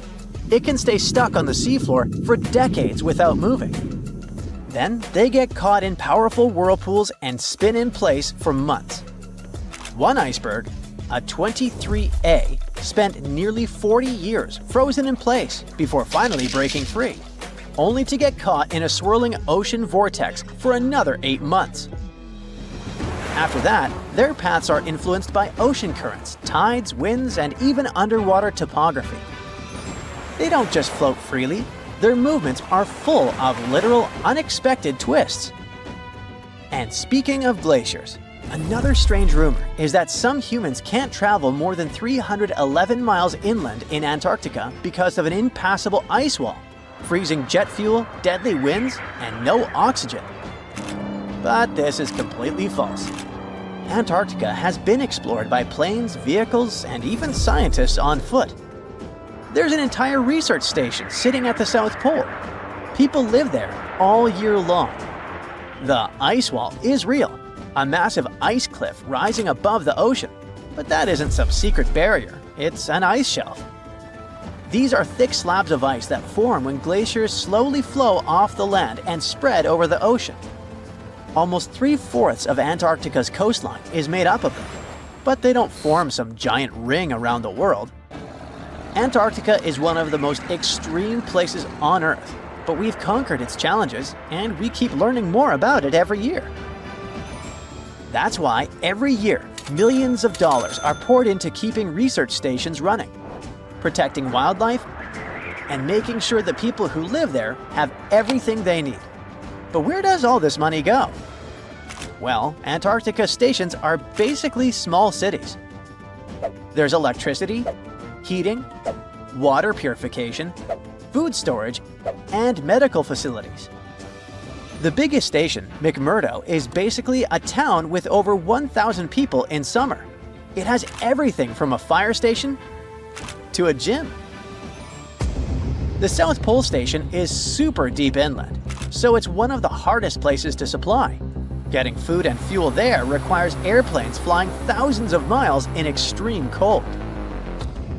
But the internet loves a good mystery. When Google Maps revealed what looked like a massive doorway in Antarctica, conspiracy theorists went wild. People joked about everything from Bigfoot's vacation home to a secret base, or even a Star Trek spaceship hangar hidden in the ice. But there's a way simpler and less exciting explanation.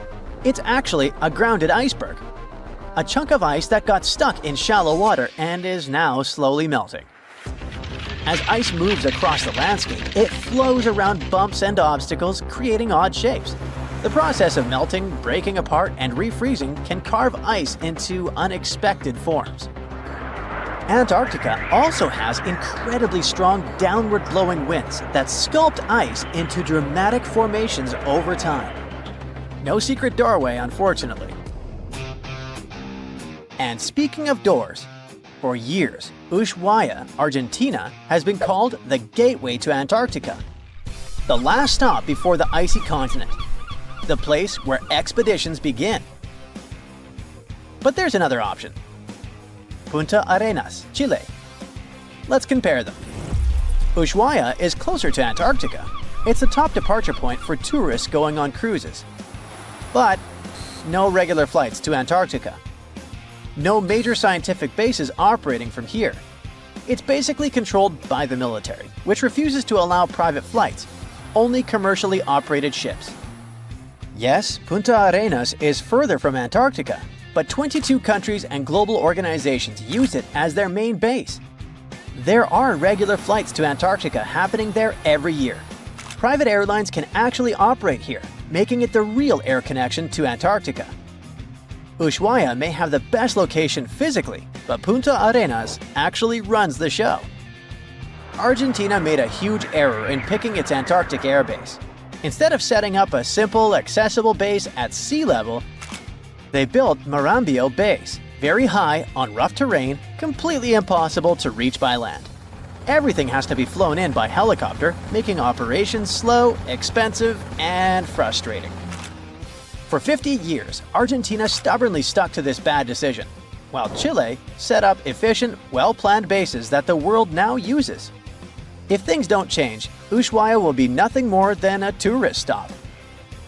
But what's terrifying is that Antarctica seems to be returning to its past. It's supposed to be the coldest place on Earth, but something shocking happened just recently. For the first time in recorded history, temperatures in Antarctica broke 68 degrees Fahrenheit. This continent is buried under miles of ice. Usually, temperatures there can drop to minus 112 degrees. But in the winter of 2020, scientists recorded an insane 69 degrees on Seymour Island, hotter than many places in Europe at that time. Scientists believe there are several reasons for that. First, there are changes in the way heat moves around the planet's waters. Second, melting permafrost due to the planet warming. It looks like the climate is changing faster than expected. A piece of whale rib has recently been found in a North Carolina mine. Not a big deal, some might think. Hey, why can't a whale be a miner, right? But this fragment offers scientists a unique glimpse at the interactions between prehistoric sharks and whales from around 3 to 4 million years ago. The thing is, 3 tooth marks embellish the rib. That means that the whale was once badly bitten by an animal with a super powerful jaw. Judging by the spacing between the tooth marks, and it reaches almost 2.5 inches. This animal could be a mega-toothed shark. I'm talking about the megalodon. Or it could be a different shark species which was around at that time. The curvature of the shark's jaw shows that the animal was relatively small, between 13 and 20 feet long. Yeah, small. As for the whale, it seems to be the ancestor of a great blue or humpback whale. Researchers are amazed. You don't usually expect to find evidence of animal interaction and behavior preserved in the fossil record. After examining the sample carefully, they concluded that the shark must have gone away with a mouthful, but the whale had survived because most of the fossil fragment is covered with what is known as woven bone. It quickly forms in response to localized infection. Such bone isn't particularly strong, and later the body remodels it into compact bone tissue. But it takes time. The presence of this bone means that the healing was incomplete and the whale passed away 2 to 6 weeks after the unfortunate encounter. On the other hand, its demise could have been unrelated to the infection and injury. Only a handful of fossils show such kinds of interactions between ancient animals. You can often find bite marks on fossils indicating where the animal passed away and its carcass was scavenged. But this fossil is one of a few examples that not only show a wound inflicted by another animal, but also demonstrate that the prey survived. All fossils are exciting for paleontologists. Yes, they need to get out more. But some might look terrifying to regular people.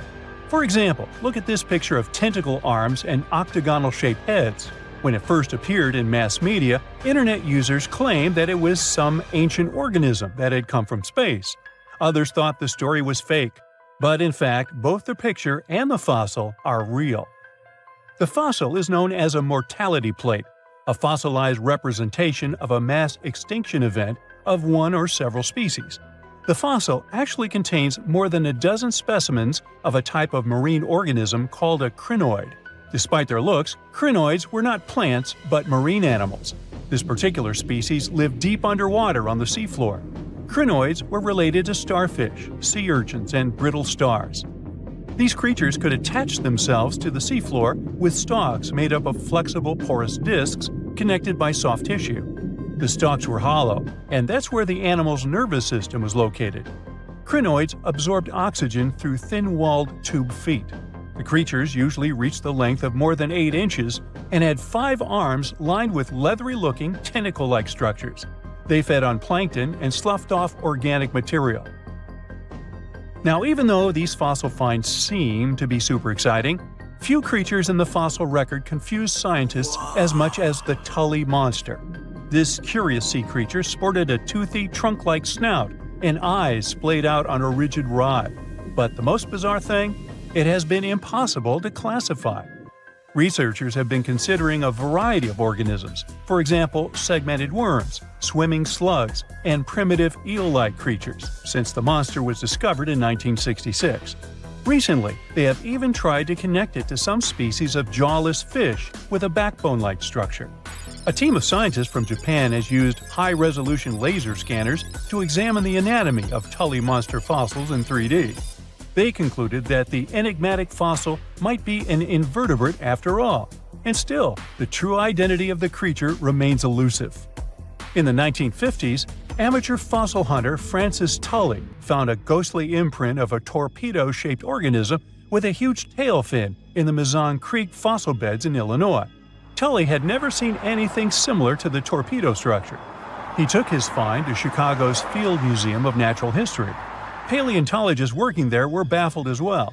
Since then, scientists haven't been able to determine where the creature fits on the phylogenetic family tree, or where they should spend Thanksgiving. In 1741, an explorer and captain named Vitus Johansen Bering led an expedition to map the coast of Alaska. The ship he was on got shipwrecked on what later became known as Bering Island, and they got hungry. Half the crew survived thanks to the discovery of an extremely large sea cow. With the meat of these animals nourishing them, the sailors managed to build a small ship from the wreckage and return home. On their way back, a scientist who was among them spent his time documenting the animals and plants they had found. The sea cow was particularly interesting because without it, the crew wouldn't have survived. These animals were more than 26 feet long and weighed around 10 tons. All sea cows are member of the order Sirenia, marine mammals more closely related to elephants than cows. The scientists describe them as having black skin, a small head, and stubby forelimbs. Those sea cows floated on the water's surface, munching on kelp. After the information about these animals became widespread, sea otter fur trading expeditions made use of that convenient depot en route. Sea cows were docile and could be easily hunted. Long story short, within 27 years after the scientists mentioned those animals, they were driven to extinction. But it's not the saddest part. The fossil record reveals a much deeper and darker history. Fossils of sea cows have been discovered all over the world, from Japan to Mexico. It means that the animal once thrived in the vast kelp beds around the entire North Pacific Rim. That small population discovered by the expedition was probably the last remains of a once much larger and way healthier population. More likely, Aboriginal hunting had already reduced the numbers of these animals to near extinction levels, and the final blow came from Western hunters. The living close relatives of those ancient sea cows are rarely hunted today. Still, they're under threat of extinction themselves. To some, this amazing fossil might look a bit disturbing. Slaves' lentils are fossils that belong to animals called nummelites. They lived and thrived in a warm, shallow sea covering part of Egypt around 40 million years ago. The name nummelites hints at the fact that larger specimens resemble coins, and in Egyptian folklore, they're even referred to as angel's money. These creatures have a simple, single-celled structure, which contrasts with their super intricate skeleton. Look at this series of spiral overlapping whorls. Each whorl is divided into countless tiny chambers. Nummelites can grow to be 4 inches in diameter, and still, they are the fossils of single-celled animals related to amoeba. How and why did they grow to be so large? The reason could be their symbiotic relationships with other smaller organisms. In the case of modern species, such symbionts are tiny golden-brown single-celled algae called diatoms. The shells of nummelites are relatively transparent, and since they're flat, there's a large surface area for the light needed for the diatoms to photosynthesize. For some reasons, scientists are still debating about them. The presence of plant symbionts in animals dwelling in the sea encourages the growth of a calcareous skeleton in hosts. So, the gigantic size of the nummelites in Egypt could be due to their close relationship with symbiotic diatoms. Does that make sense? Fun fact: a species of nummelites evolve very fast, and their fossils change from one layer of sediments to the next. So the limestone used for the pyramids of Giza are so packed with such fossils that it's known as nummelitic limestone. This limestone also contains 2 kinds of nummelites, the smaller slave's lentils and the larger angel's money. But those are not different species, but rather different stages in the life cycle of a single species. Now here's something. Baltic amber is one of the most common resins found in the world.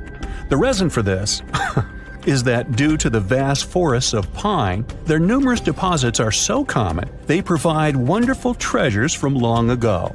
Ants are especially common in the Baltic amber, which comes from pine trees. Its resin is rich in sugar, so the ants often live amongst the trees, close to the easy source of food. One block found in East Germany has preserved one ant that is estimated to be about 48 million years old. Think of the birthday cake. But what makes this find interesting is another animal inside the amber. It's a mite, notorious hunters in the insect world, capable of traveling at great speed. These guys quickly latch onto their hosts, sucking them dry. They're also capable of destroying entire hives in one go.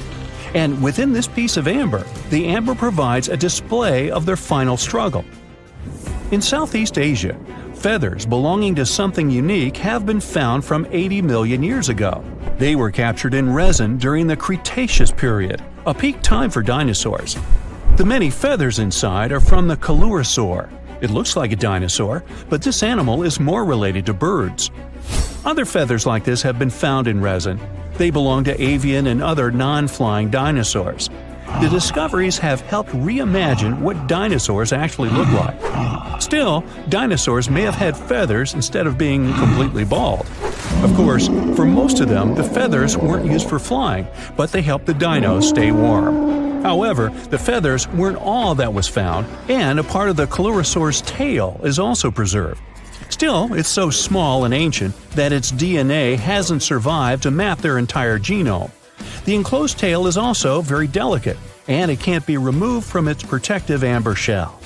But although these findings can only be observed, they've still provided a great insight in the evolution of birds. But how does amber preserve things so effectively, even at the initial stages? The trees produce the resin to protect any small gaps in the bark against feeding insects.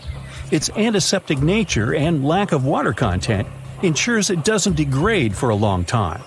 This also makes it more resilient as it petrifies over long periods, eventually becoming a fossil. Some of the oldest amber ever found was from the Triassic period, showing how long it can last. The pieces from Italy are about 230 million years old. And inside one of these ancient droplets holds the oldest arthropod ever recorded. This mite found inside has provided a broader understanding to their evolution. Today, they're known to mainly annoy gardeners by feeding on the petals of flowering plants. However, at the time the mite was caught, flowers didn't have any petals, and it would be without this tasty meal for another 100 million years. Now, 100 million years ago, Myanmar was part of Gondwana, the great supercontinent. At that time, Myanmar wasn't part of Asia yet. But it was still lush with a great forest, which contained many species of lizards that lived amongst the undergrowth, hiding away from dinosaurs. Many of them had been stored within amber. This fact helped discover ancestors of geckos and chameleons. By using CT scans, scientists have analyzed them, providing a glimpse into the formation of their scales, teeth, feet, and claws. It also provided an understanding of how these archaic creatures once appeared. Although mostly pieces of lizards, by using modern technology, the scientists have been able to create 3D images of the lizard. These images can reveal how those guys appeared in their full form. The images show that they still retain some of their exact features to this day, like the chameleon's sticky pads used for climbing. A salamander fossil from around 20 million years ago is one of the most intact specimens ever found in amber. Details of its final moments show that it had been attacked before getting stuck in the resin.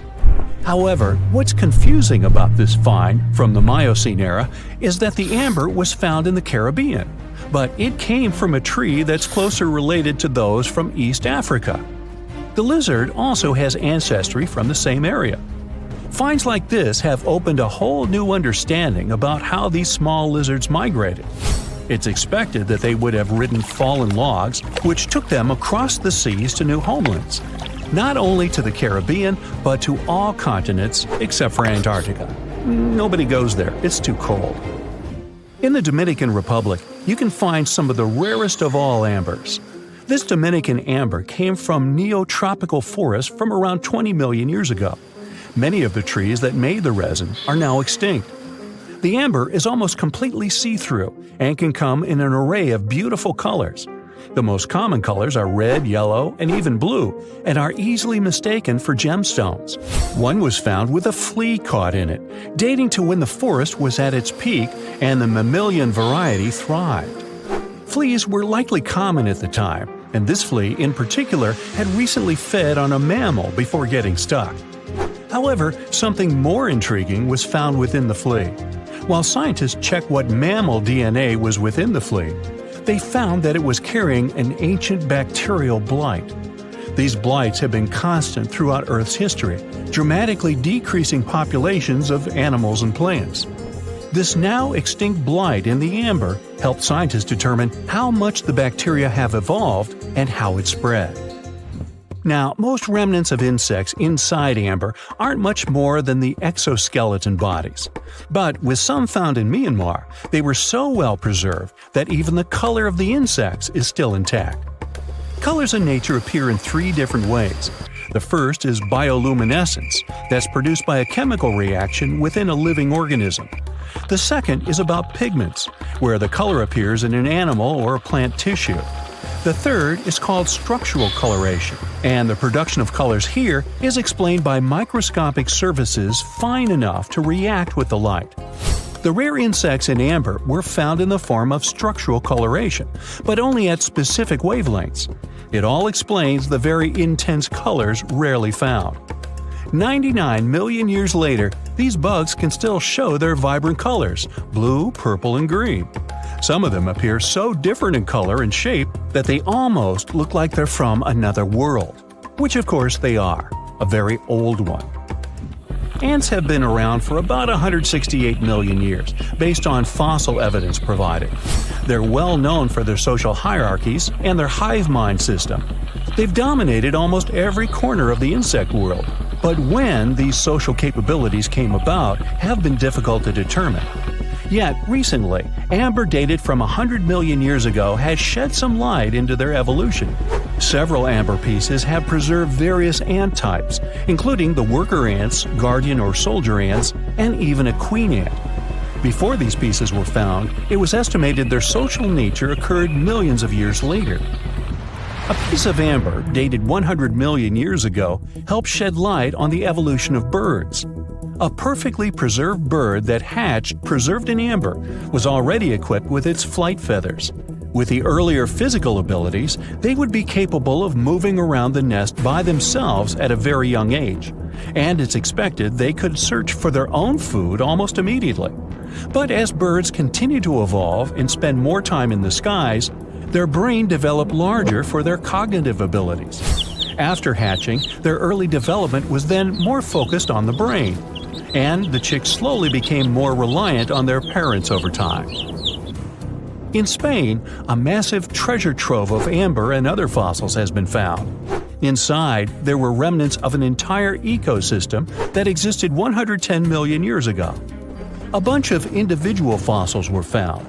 The vast collection includes many types of insects, mollusks, arachnids, plants, 50 different dinosaur bone fragments, feathers, and hair from mammals, and a McDonald's burger wrapper.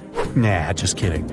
With the abundance of findings, it's helped researchers understand the ancient terrestrial ecosystem that once existed. With loads of specific details of the environment, they've reconstructed the swamp. This way, it's now possible to experience what it was like in the world of dinosaurs. It was one of the biggest creatures ever to roam the Earth.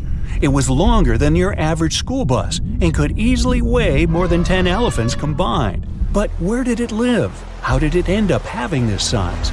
And most importantly, why is it extinct nowadays? Let's find out. The megalodon was the largest predator ever known in our planet's history. In terms of its location, the megalodon lived practically in all waters on our globe, except near the poles. The reason why there were no megalodon teeth found in Antarctica is probably that the gigantic creature adapted to only warm tropical and subtropical waters. The younger ones liked to keep to the shores, while full-grown adults preferred coastal areas, but they could easily move into the open ocean as well. How do we know the megalodon was so widely spread? We can only presume, based on the fact that they discovered the most northern fossils off the coast of Denmark and the most southern in New Zealand. The discussion of how the megalodon got this size is still open in the scientific community. They recently found out that not all the specimens from this fascinating species reach the same huge size. This has to do with a little something called the Bergmann's rule, which says that the temperature of the surrounding environment affects the animal's body size because they either need to conserve or shed heat.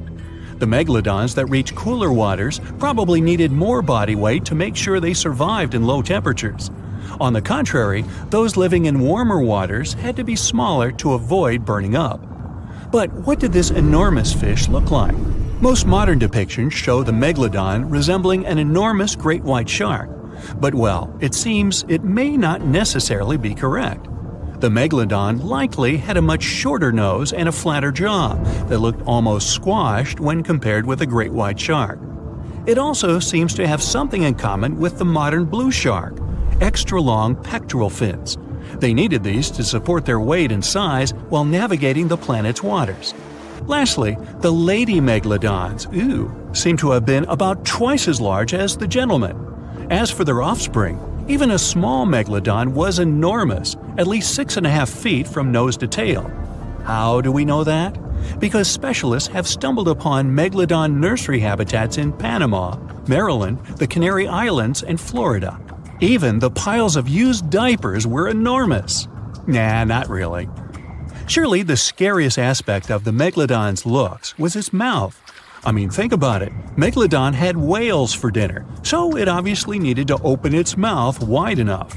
Scientists have estimated that its jaw would span a mind-boggling size, 9 by 11 feet wide. Just to paint you a better picture, that means it could have easily gulped down 2 adult people side by side. Wait, which 2 adults? Those impressive jaws also feature 276 teeth. Based on modern reconstructions of the force of its bite, it looks like it may have been one of the most, if not the most, powerful animals of prey ever to exist. For comparison, humans can have a bite force of around 1,300 newtons. Today, great white sharks have been estimated to be able to bite down with a force of over 18,000 newtons. The megalodon tops all the records, with an estimated power of bite up to 10 times greater than that. It could basically crush a car with very little effort. Its teeth were also pretty amazing. Similar to sharks, the megalodon was fast in replacing its broken or worn teeth. With 4 or 5 rows of teeth in its mouth, it basically acted like a conveyor belt, growing back damaged or missing teeth within about 48 hours. This means that an adult megalodon probably would have grown several thousand teeth throughout its lifetime. It was nice of them to do that, though, since it's probably one of the reasons why megalodon teeth are so common in fossil records, and we're able to study them properly. To maintain its impressive physique, the megalodon had to eat somewhere around 2,500 pounds of food per day. Can't wrap your head around that? Well, it was the equivalent of 1.25 cows per day to survive. It's like if you had to eat 3,300 cans of tuna every day. I've used the word megalodon a lot, but have I mentioned where it comes from? When translated from Greek, it means giant tooth. Ah, those clever Greeks. However, this giant shark's full scientific name is a bit more complicated: Carcharocles megalodon. But are these gigantic predators actually extinct? We tend to believe so, but let's be honest for a second. We've come to know more about the surface of Mars than the depths of our oceans. Like, we've only explored 15% of our oceans altogether. Who knows what may be lying out there in the deep? Maybe some ancient predators? The Mariana Trench is the deepest oceanic trench on Earth. The Challenger Deep, its deepest part, is so deep that you could dip the whole of Mount Everest in there and it would still be over a mile above the surface. That's deep. If a megalodon or 2 ever needed a place to crash, that would be a discreet enough location. However, the Mariana Trench is not a particularly comfy place to be in. Because it's cold and steeped in total darkness and all.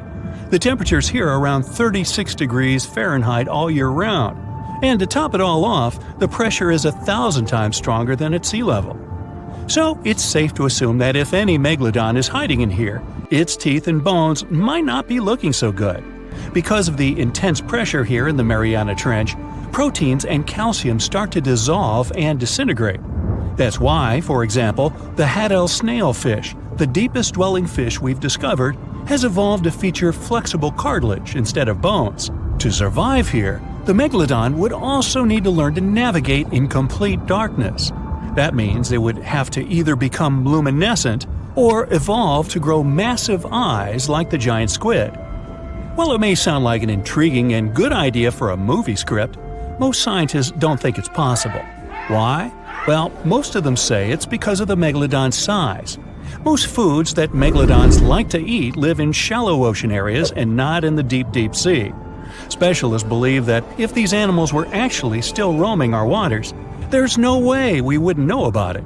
They would need to come up for dinner every now and then, right?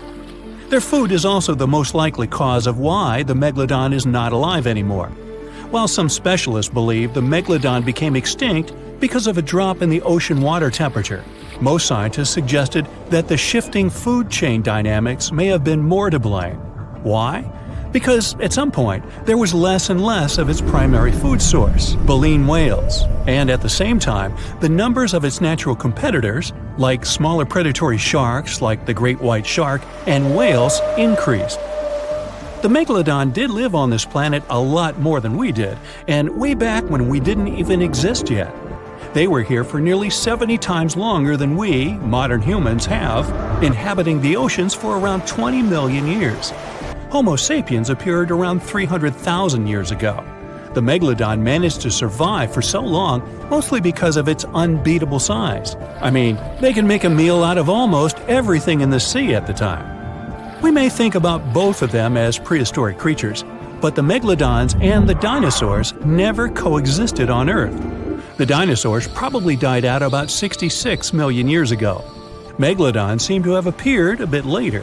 That's because the oldest megalodon fossils we have yet discovered are from the Miocene epoch, which began 23 million years ago. So long, Meg.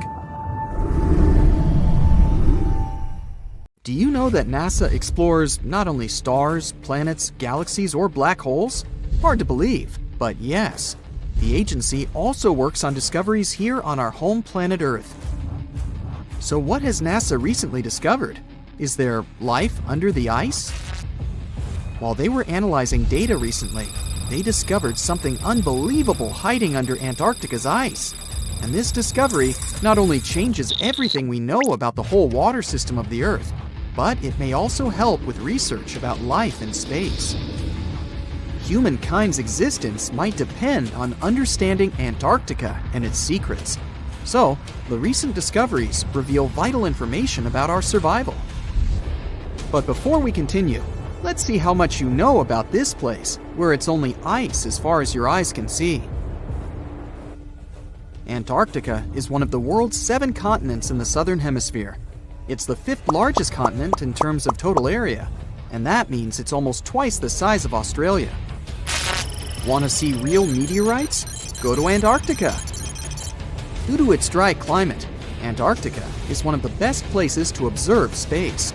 But what's even greater is that you can find meteorites on the white surface of the continent. Scientists have already plucked about 45,000 meteorites from the ice, and they think they can see another 300,000. Since there aren't many terrestrial rocks there, it's easy for them to spot them, thanks to their dark color. Antarctica's dry desert environment also helps preserve them, even the ones that fell to Earth more than 1 million years ago. And can you imagine any volcanic activity in Antarctica? It's hard. But this place is where fire meets the ice. West Antarctica is where most volcanic activity occurs. Scientists recently found that 138 volcanoes exist in West Antarctica alone. Wow! You would think that Antarctica is always cold, but no. Its coastal regions can get as warm as 50 degrees Fahrenheit. But have you ever wondered what Antarctica would look like if there were no ice? It may seem unimaginable now, but it was not always covered by ice. That was 34 million years ago though, so nobody could tell how the continent's surface would be without the ice. But NASA changed that. They generated computer simulations and created the most accurate map of it as of today. What they saw was incredible. The continent was not flat at all like it seemed. It's pretty bumpy with valleys, rolling plains, and high mountains. But this was nothing next to what they had discovered under Antarctica's ice. So, what is it? Drum roll, please. NASA found 2 new subglacial lakes. And what's even cooler about it is that they spotted these lakes from space. How is that? If your answer is high-tech satellites, then you're right. In 2003, NASA launched a satellite called IceSat. It measured ice sheet mass balance and cloud and aerosol heights. The satellite also helped create the ice-free map of Antarctica. In 2010, the European Space Agency launched the second satellite, CryoSat-2. It was for tracking the changes in the thickness of the ice. Then, in 2018, NASA launched the third one, IceSat-2. a follow-on to the IceSat spacecraft. It measured ice sheet elevation and sea ice thickness. It was NASA's most advanced Earth-observing laser instrument. It delivered the highest precision data. And when that was combined with the data from the other satellites, it was possible to spot these two new lakes near a pair of larger ones. But how is it possible that these lakes exist in the first place? The average thickness of most Antarctica ice is approximately 1.2 miles. However, it can get over 1.8 miles thick in some places, especially during the winter. So, you might think that there's nothing under there, but science says otherwise.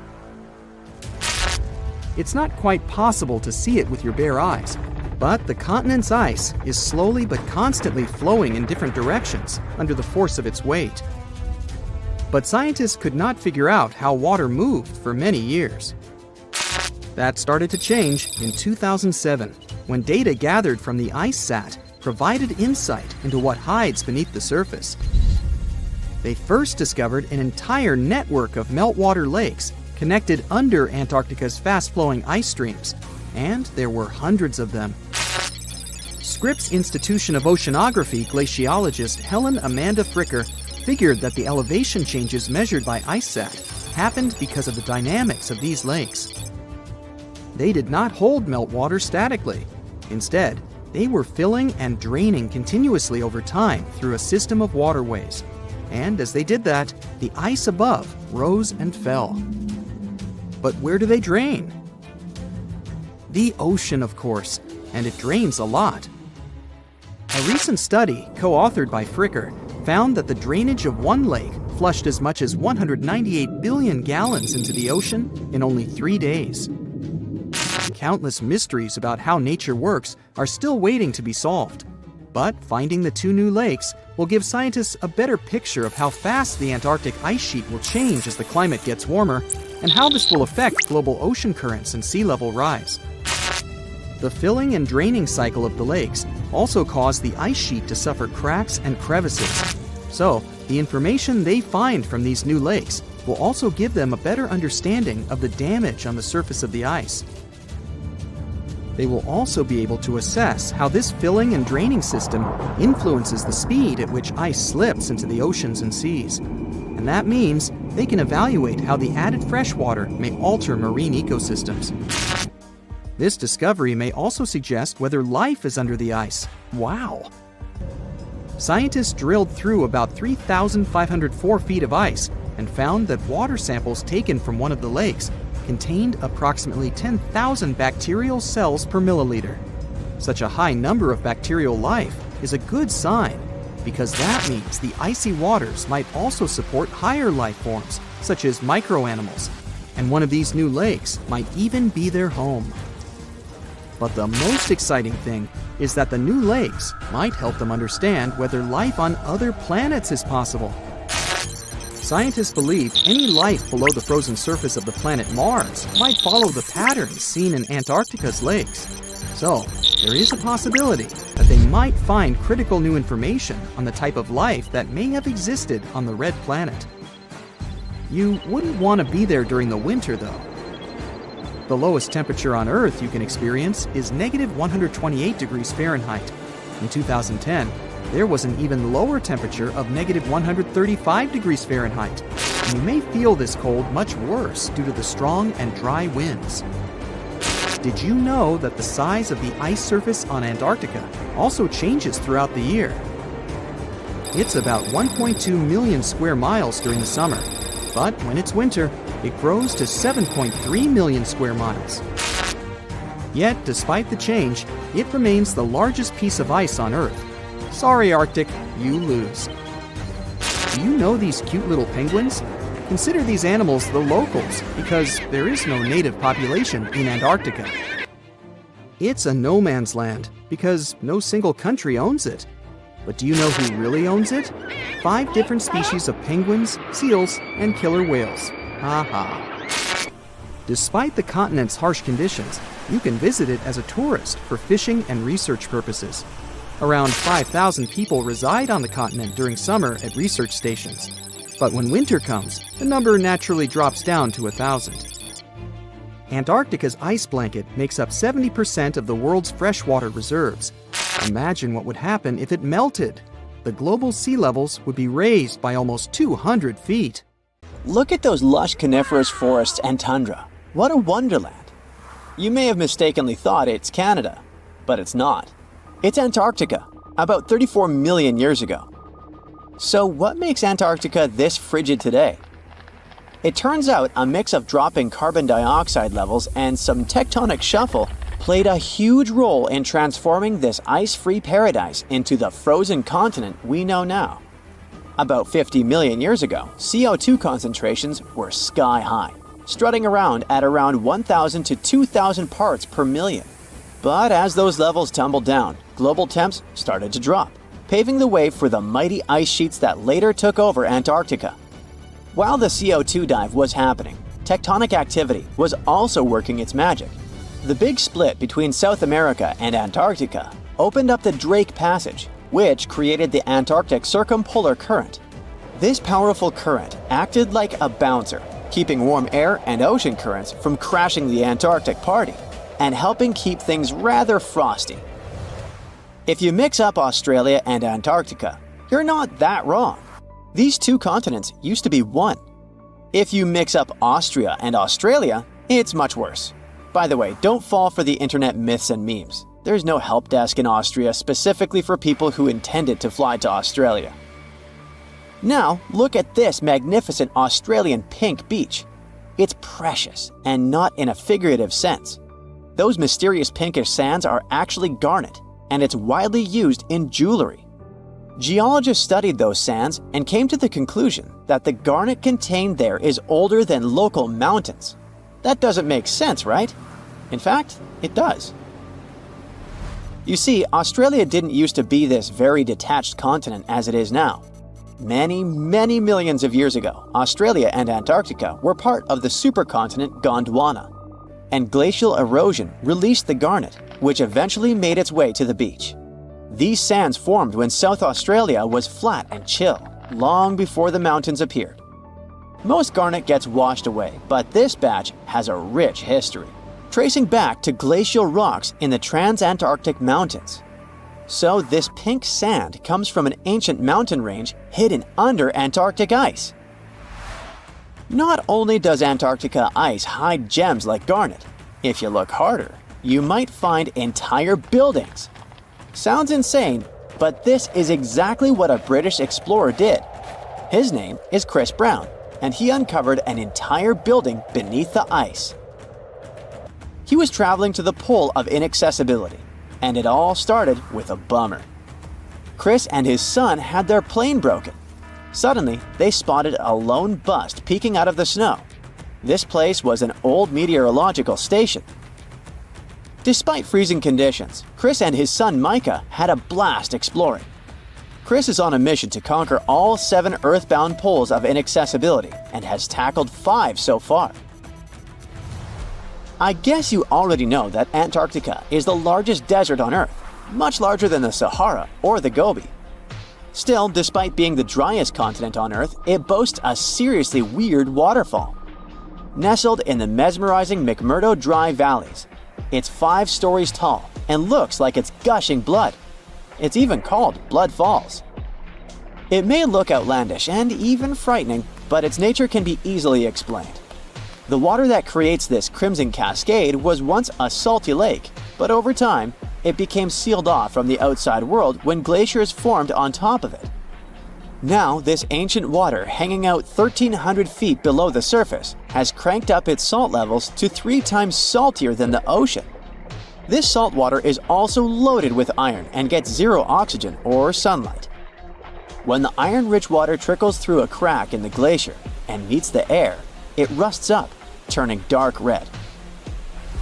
You may have mistakenly heard that no bug species belongs to Antarctica, but it's not exactly true, because there's this tiny Antarctic midge living there.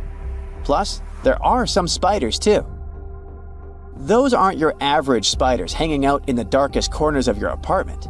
Those are critters lurking in the chilly darkness of the Antarctic ocean floor. These little marine creepers are actually arthropods and can stretch around 20 inches across. As if that wasn't bizarre enough, they also breathe through little holes in their legs. Quick question. What's the color that you associate most with Antarctica? I'm sure it's white. That's my association too. However, Antarctica may look like a slice of watermelon. That colorful snow comes courtesy of a tough little algae called Chlamydomonas nivalis. When things start to warm up during the Antarctic summer, these little guys release their vibrant red and green spores, painting the snow in wild and funky colors. But it's best to steer clear because that snow is not just a pretty sight. It's also toxic and definitely not edible. Searching for fossils is always a blast, but when you're in one of the most remote spots on the planet, it gets even more exciting. A diverse team of scientists recently hit the mother lode, pulling in over a ton of fossils from ancient marine life, dinosaurs, and birds from the late Cretaceous period, about 71 million years ago. Their adventure kicked off with a flight to South America, followed by a 5-day trek through the infamous Drake Passage. Upon reaching Antarctica, they set up camp using helicopters and inflatable boats. You might be thinking, why dig in Antarctica with all that ice? Well, it turns out there are places where rocks pop up, depending on the season.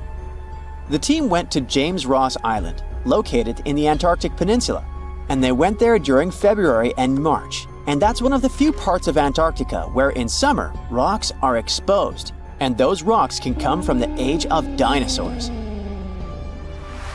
The expedition was a success, as they discovered over a ton of remarkable finds. Next up, the fossils will head to Chile before making their way to Pittsburgh's Carnegie Museum of Natural History. Among their discoveries, they found relics dating back about 71 million years, alongside some around 67 million years old, including plenty of snails, clams, and various marine creatures. Yikes! Look at this creepy sea worm. It could live in LA and be a star in a horror movie, but it chooses to call the chilly waters of the Southern Ocean near Antarctica its home. These worms can grow up to 8 inches long and 4 inches wide, but don't let their spooky exterior trick you. Research suggests they might actually be superheroes in disguise, playing a vital role in keeping ecosystems buzzing. Now, see that head? It's not really a head. It's just a retractable throat that helps this toothy creature chow down on its meals. Antarctica has many creepy critters to offer. Let me introduce you to the Antarctic strawberry feather star. It's not like Patrick from SpongeBob though. It's more like a deep-sea creature straight out of a horror movie. Picture this: 20 wiggly arms, some stretching up to 8 inches, all decked out with these bizarre little bumps. Yikes indeed. Back in 2014, scientists buried 34 seismic monitors in the snow on the Ross Ice Shelf, which is huge. Think of it as an ice slab the size of Texas, just chilling over the Southern Ocean. These clever little machines picked up a nearly non-stop buzzing. Even though our human ears usually can't catch these low-frequency sounds, scientists have worked their magic and made them audible for us. They even shared the creepy audio online. A glaciologist from the University of Chicago says that if you could hear this vibration, it'd sound like a swarm of cicadas taking over the backyard in late summer. But these glacier explorers weren't trying to capture spooky tunes. They're actually on a mission to monitor the Ross Ice Shelf because things are heating up, literally, and the ice is melting faster than ice cream on a hot day. Ice shelves are like Earth's safety plugs, keeping all that massive ice from surging into the ocean. So what exactly is making all that noise? It's likely just strong winds whipping across ice dunes, creating a kind of natural vibration. Consider Lake Enigma. What a fitting name. It's already strange enough because it's not even supposed to exist. But now, we stumbled upon actual life deep beneath it. And this just might help NASA in their search for life in outer space. The lake lies deep in the icy heart of Antarctica, so it's not really a water pool like we're used to. more like a lake-like block of ice, or so we thought.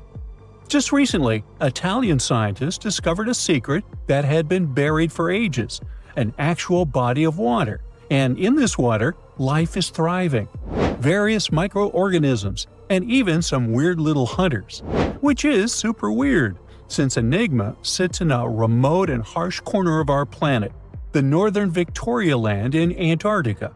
The entire South Pole is cold, but in this place, temperatures can plummet to a horrifying minus 41 degrees Fahrenheit, though on average it's around 7. Chilly. Like we said, this lake shouldn't even be there at all. Antarctica is technically the largest desert on Earth, even though it's covered in snow, because it's super dry. There are 0 rains, truly little snowfall, and the sun barely evaporates anything. And even if there is some water, the insane winds make sure to dry everything out super quickly. Putting on our thinking caps, this lake should lose an unimaginable 7 million cubic feet of water every year. Yet, the water remains. Why? No one knows. Scientists say there could be something deep underground that refills it constantly. They just have no idea what that might be. Maybe deep underground rivers, melting ice, or something else entirely. But hence the name, the Enigma Lake. The block of ice, we mentioned, is permanent and super thick, at least 36 feet of it, and that's higher than a 3-story building.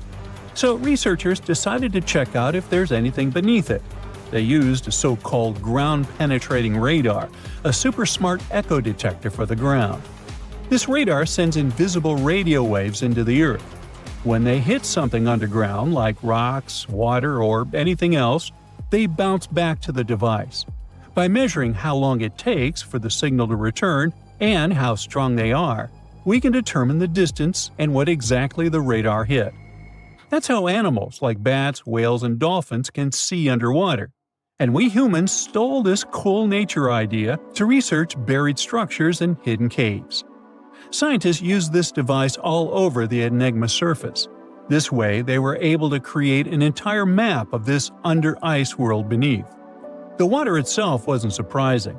It's the unique ecosystem in it that shocked them. Unfortunately, no secret monsters or extraterrestrial secrets this time. But there are microorganisms there that may not exist anywhere else on Earth. Somehow, these creatures have managed to survive in complete isolation and extreme cold. It's not that we don't know these microorganisms. We've met them before, just not exactly like this. There are a couple groups hanging out down there. The first one is Bacteroidota. They love breaking down complex molecules, especially in your stomach, and help digest tough plant fibers. They mostly hang out inside us, but in the outside world, we might occasionally find them in soils and oceans.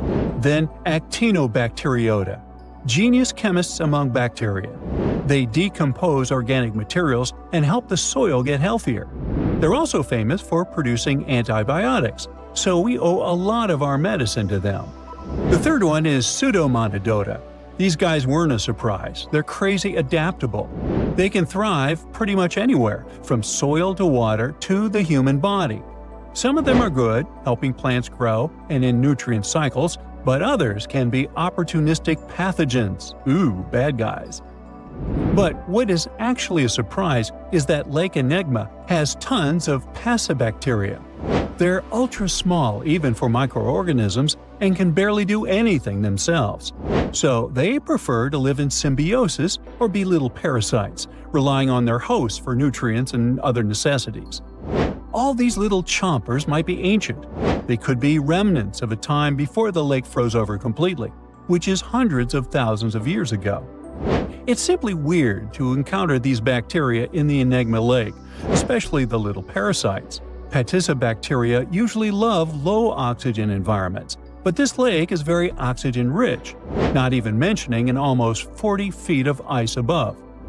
So all this means that even though we know who these guys are, this specific species might be new to us. They could have evolved with some unique adaptations and abilities using the lake's unusual chemistry. They probably rely on a super simple and delicate food web. Some of the microorganisms produce energy from light, well, whatever light gets down there, or the lake's chemicals. The symbiosis guys most likely survive by living on or inside their neighbors. Yep, these microscopic creatures hunt each other. Nope, things can't be peaceful even in a place like that. If we find out what their secret to survival is, we might learn more about chemistry, medicine, and even extraterrestrial life. Because if life can endure such extreme conditions, then it can probably appear pretty much anywhere, including our closest neighbors, Europa or Enceladus, the moons of Jupiter and Saturn. They definitely hide oceans beneath their frozen surfaces, and now there's a very high chance there might be some life there. Antarctica must be the closest thing we have to extraterrestrial exploration before we actually land on other planets. It's full of hidden mysteries and surprising creatures. Even outside of Lake Enigma, the South Pole harbors life. Just take the McMurdo Dry Valleys, which are often referred to as Earthly Mars. These are among the most mysterious and extreme places on our planet. They're stretching across Victoria Land in Antarctica, and this is one of the driest places on Earth. Makes sense if you remember the name. Surprisingly, unlike other parts of the South Pole, this land is almost entirely devoid of snow and ice, just lots of super cold ground. There might even be some sand dunes nestled here and there between the rugged mountains. The ground is mostly covered in loose gravel, scattered with ancient rocks made of granite, and something interesting called gneiss, just spelled differently. It's the type of rock that's been through a lot, literally. It's usually born when granite and sedimentary rocks have to endure insane pressure or horrifying heat for a while, a process called metamorphism. These conditions are so intense that they literally rearrange the minerals into layers. That's why gneiss has such beautiful foliated looks. It's the planet's version of baking a layered cake. It's amazing because this place is almost exactly the way it was millions of years ago. These valleys are frozen in time, and they give us a little glimpse into Earth's distant past. And that includes life. Once again, local winds are absolutely terrifying gusts of cold air racing downhill, and they evaporate snow faster than it can even melt. So, logically, you shouldn't find much water here, not even mentioning life. But somehow, you can still stumble across frozen lakes and saline ponds in the dry valleys. And local life stretches all reason and our understanding of biology. It exists inside the rocks themselves. Microorganisms are hidden in slightly moist cracks and crevices. Deep inside, there's endolithic bacteria. These guys are super chill. Instead of moving around like other microorganisms, they always stay put inside their little rocky homes. How do they survive? Through photosynthesis. Just like plants, they take teeny tiny parts of light that gets in crevices and acts like little solar panels, getting energy from the sun.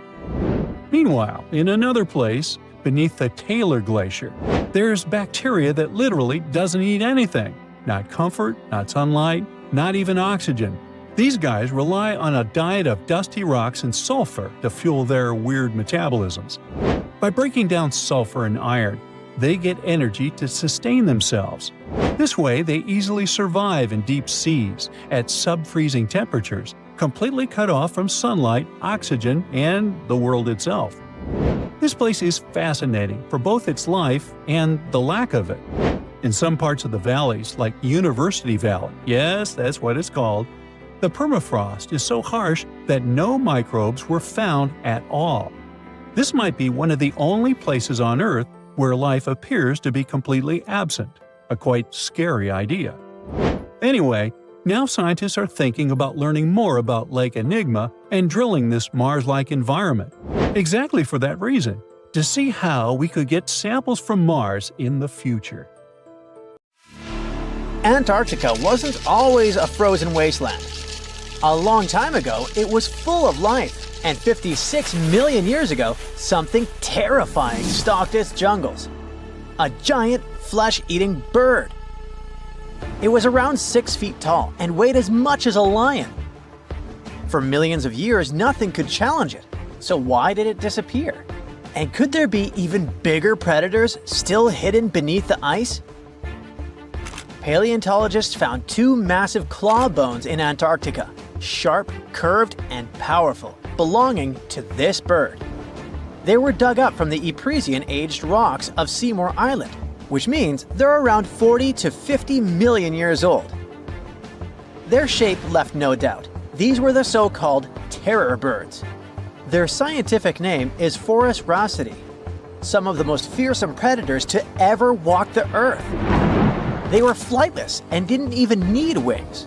Instead, they could sprint at breakneck speeds, like ostriches from a nightmare. For millions of years, these birds ruled South America. But now, for the first time, their presence has been confirmed in Antarctica. No surprise here. Back then, South America and Antarctica were still connected, allowing animals to easily commute between continents. So these birds probably migrated south to adapt to life on Antarctica's prehistoric landmass. It didn't just survive here, it thrived. But at some point, this nightmare of an animal vanished. Why? Most likely because of the temperature changes. Antarctica was cooling, slowly turning into the frozen wasteland we know today. Its prey may have declined, leaving the predator without enough food. Eventually, it disappeared, leaving no descendants behind. Researchers hope that they'll find a complete skeleton eventually. They're also wondering where there might be even bigger species waiting to be discovered. Perhaps these birds evolved into a completely new Antarctic lineage. But for now, all we have are two giant, creepy claws. People often think that there are almost no animals or plants in Antarctica. But that's not true at all.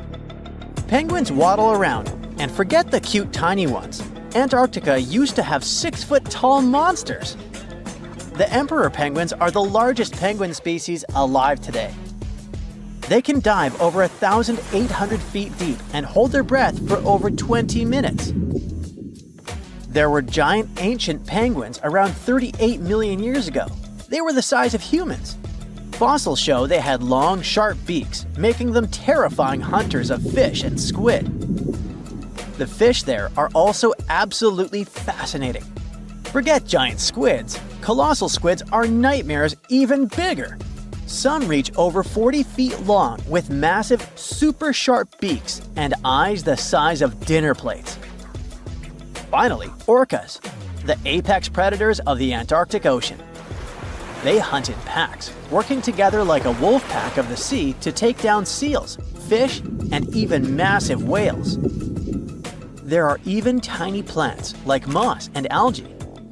Antarctic hairgrass and pearlwort. They somehow survive against all odds.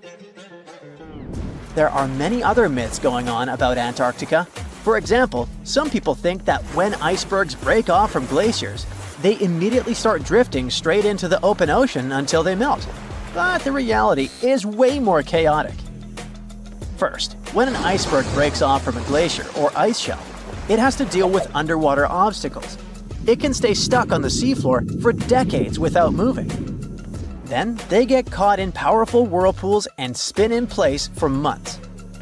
One iceberg, a 23A, spent nearly 40 years frozen in place before finally breaking free, only to get caught in a swirling ocean vortex for another 8 months. After that, their paths are influenced by ocean currents, tides, winds, and even underwater topography. They don't just float freely.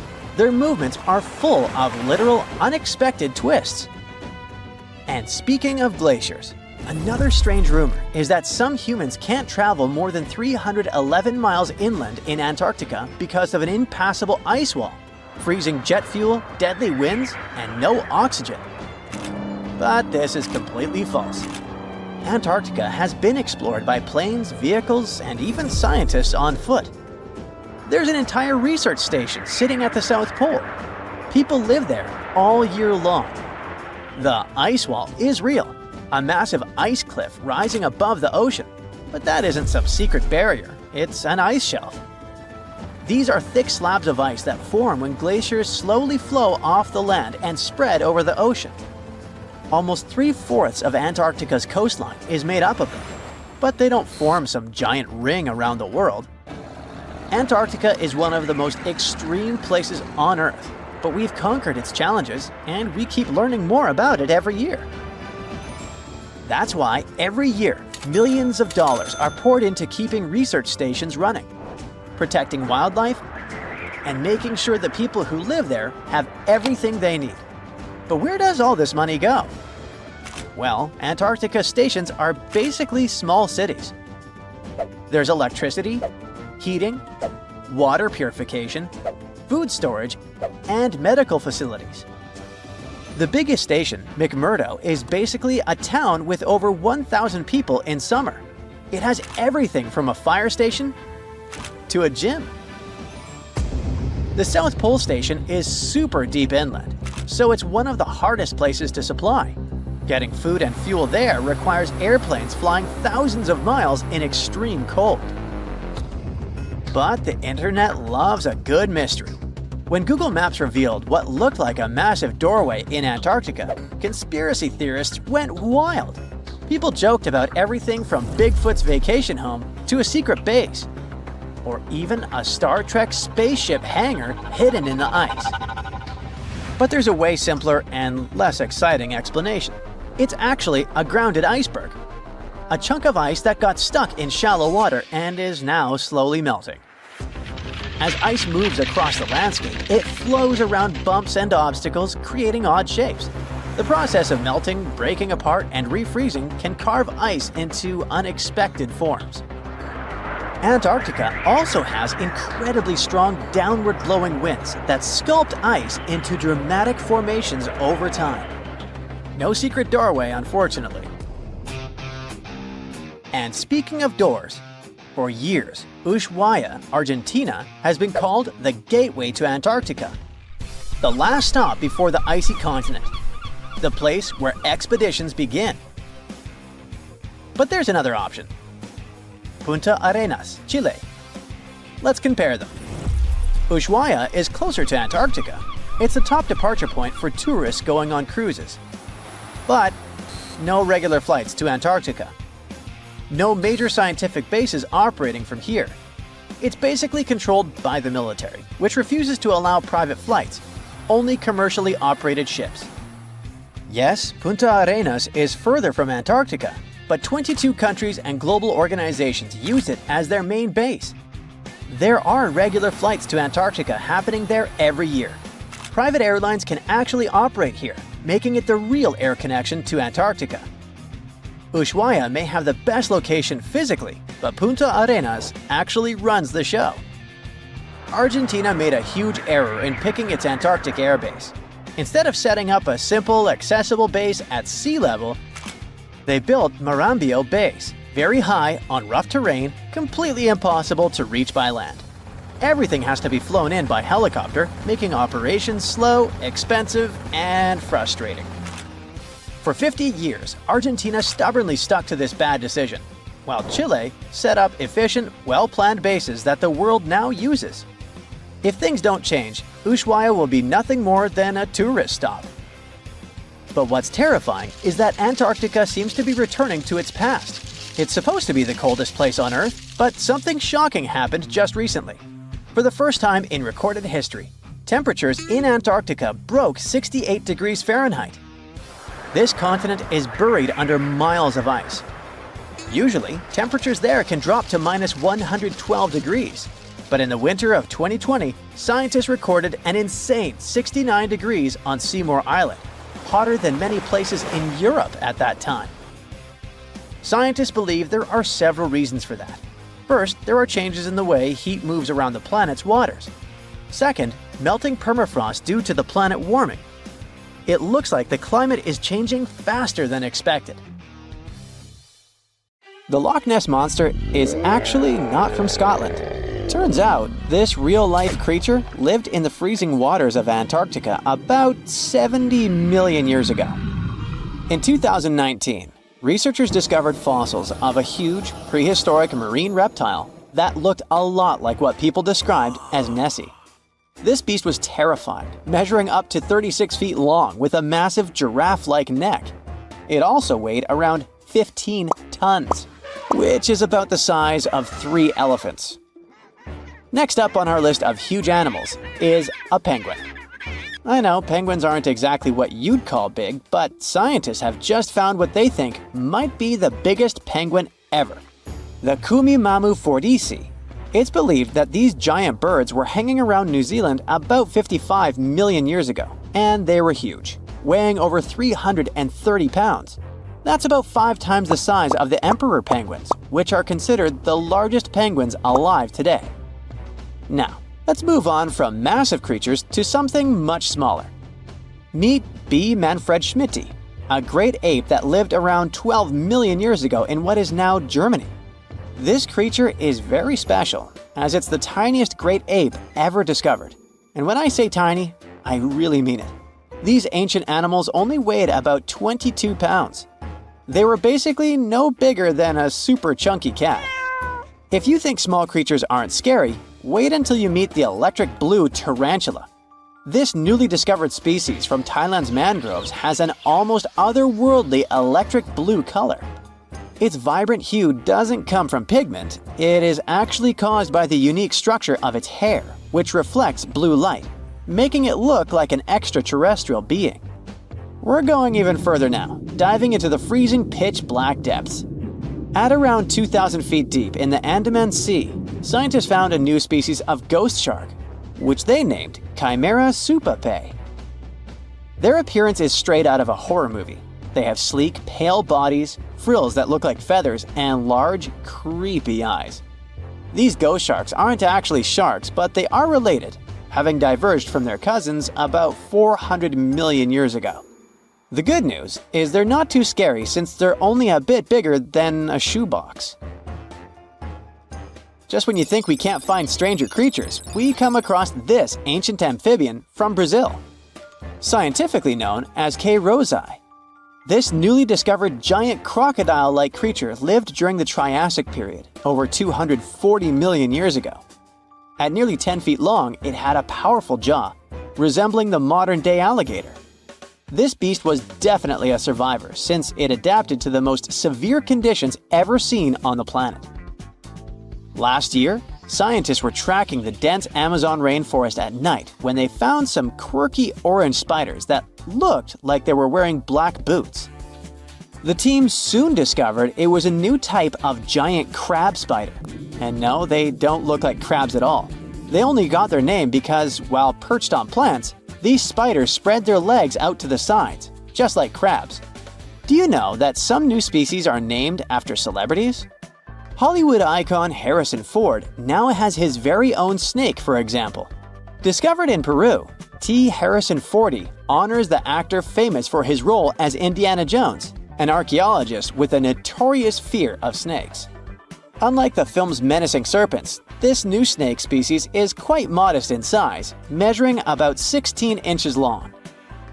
We also have the Rampholion princei, a small new species of pygmy chameleon from Tanzania that was named after US rapper and poet Prince Iya. He received this honor because of his work raising awareness about global environmental issues. Another celebrity namesake is DiCaprio's snail-eating snake, which hangs out in the shrubs of Panama's forests. This S. irmelindi caprioi is about 15 inches long and spends its nights on palm fronds looking for snails and slugs. Its round eyes look like glowing coals that can be a bit scary, but overall, the creature is super chill. Even when it feels threatened, it doesn't bite. It just coils up around its head and gives off a really bad smell. Now something a bit more sinister. Meet Venomius tomhardii. Does that name ring a bell? Exactly. This new species of spider was named after Tom Hardy's portrayal of the infamous Marvel character Venom. And all because the black spots on the spider's abdomen reminded researchers of the famous anti-hero. Most spiders of this species were found in Australia at night, sitting in their elaborate webs in forested areas near the coast. When disturbed, these creepy crawlers often hide in silk-lined hollows in tree branches. We've also got something for the Lord of the Rings fans. In the vast and warm waters of the Amazon River, scientists have just discovered a new species of pacu. This fish is a relative of the terrifying piranha with a plant-based diet and human-like teeth. It was named Myloplus sauron because of a bold vertical black mark on its side, which reminded researchers of the fiery eye symbol of the villain Sauron from Tolkien's epic saga. Wait, is that a tanned capybara or a wild dog? Well, actually, it's neither. This is a newly discovered dwarf deer. This tiny creature, about the size of a basset hound, scurries through the forests of Peru. The combo of large eyes, stocky body, and short legs makes this animal simply adorable. This cute little deer is the complete opposite of what we've got coming up next. This bizarre-looking creature is what we believe the beast of 5 teeth might have looked like. Its fossils, found in Chilean Patagonia, showed that it lived during the age of dinosaurs, about 72 million years ago.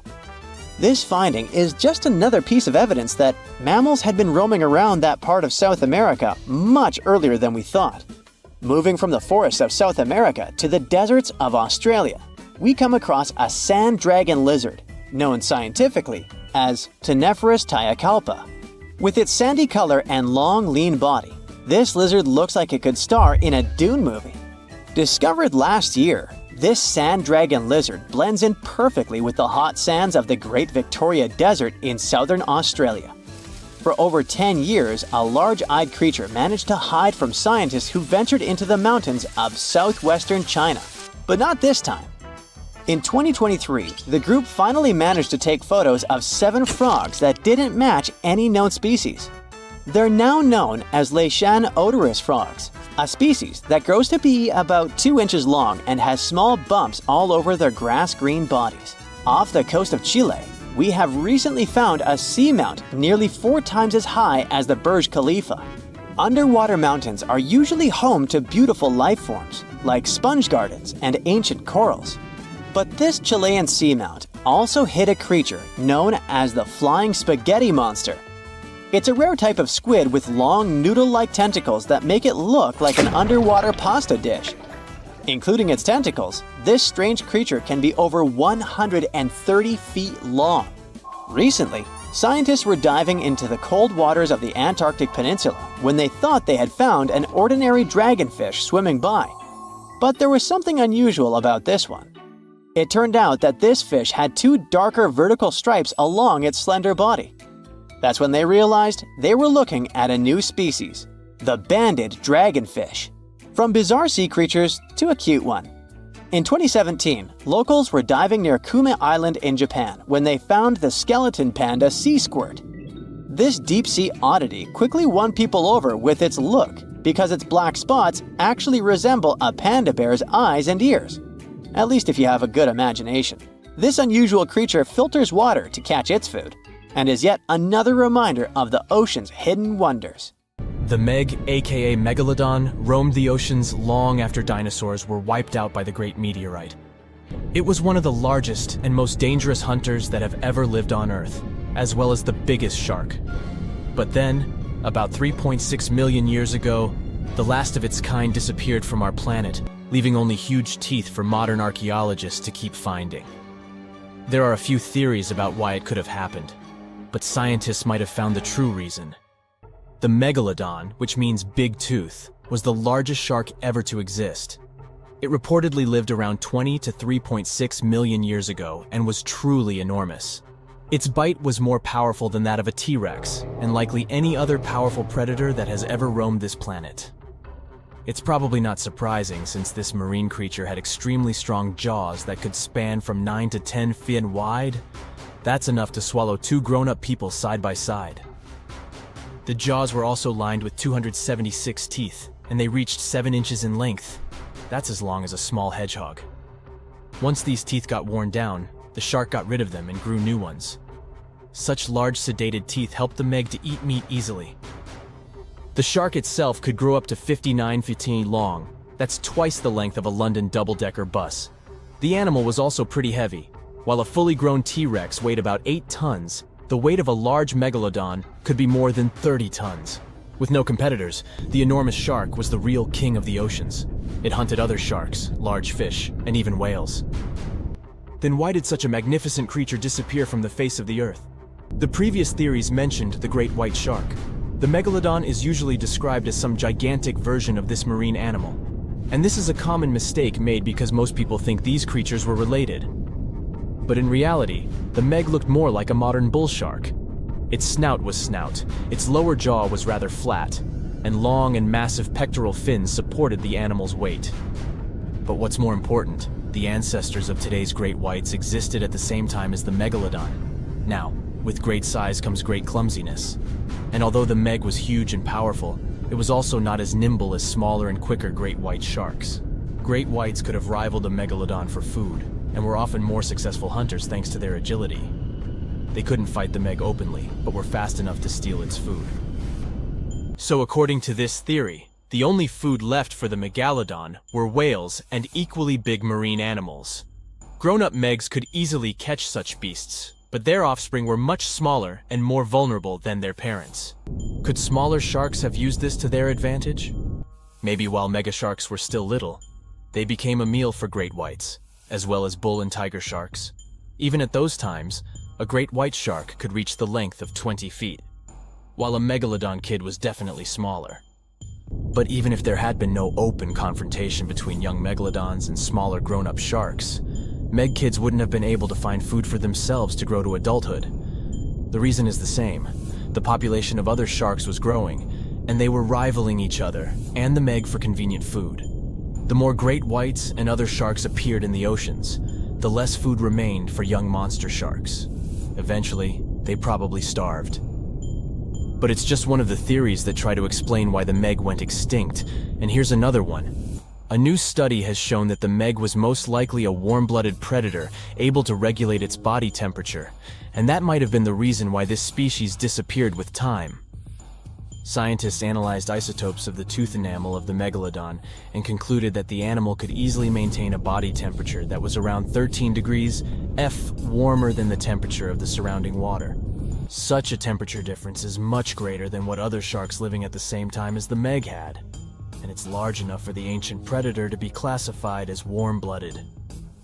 These days, most fish are cold-blooded. Their body temperature is the same as the surrounding water, but some sharks, like mackerel sharks, keep the temperature of all parts of their bodies a bit warmer than the surrounding water.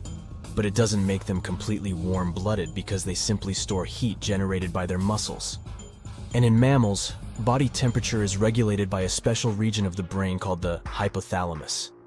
Anyway, the meg's warmer body allowed the animal to move faster, deal with cold water better, and spread out all over the world. But eventually, it might have led to a disaster. The megalodon lived during the Pliocene epoch, pronunciation. It began approximately 5.3 million years ago and finished 2.5 million years ago. During that period, global cooling occurred. It also caused the changes in sea level, which the megalodon probably didn't survive. The main problem for the predator was to maintain an energy level allowing its body temperature to remain elevated. But to do it, the animal had to eat a lot, and I mean it.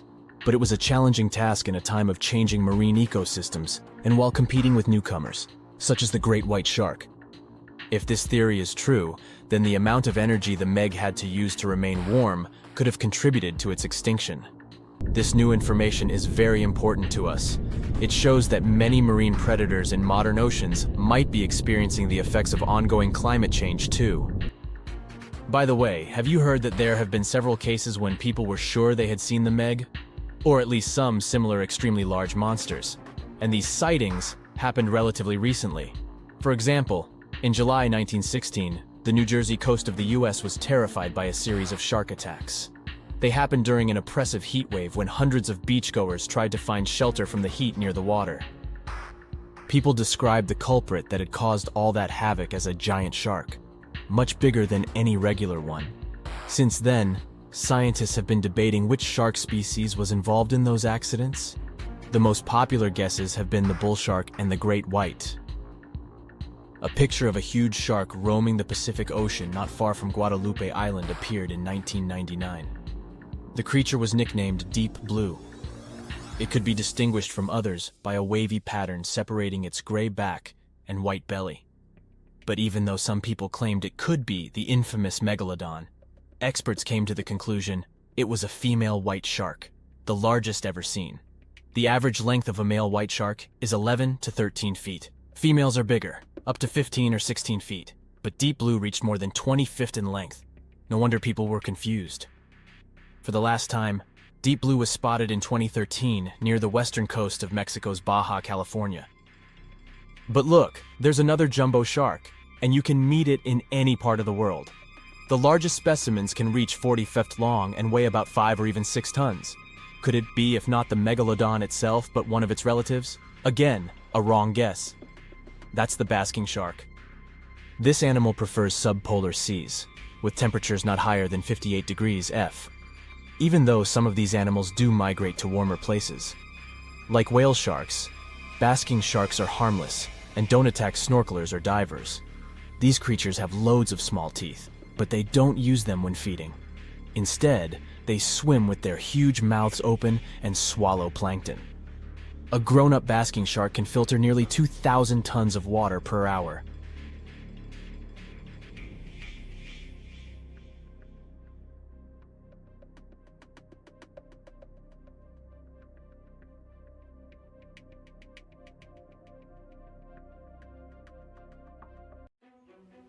Every species on Earth, you, me, and that nasty neighbor of yours, is destined to go extinct someday.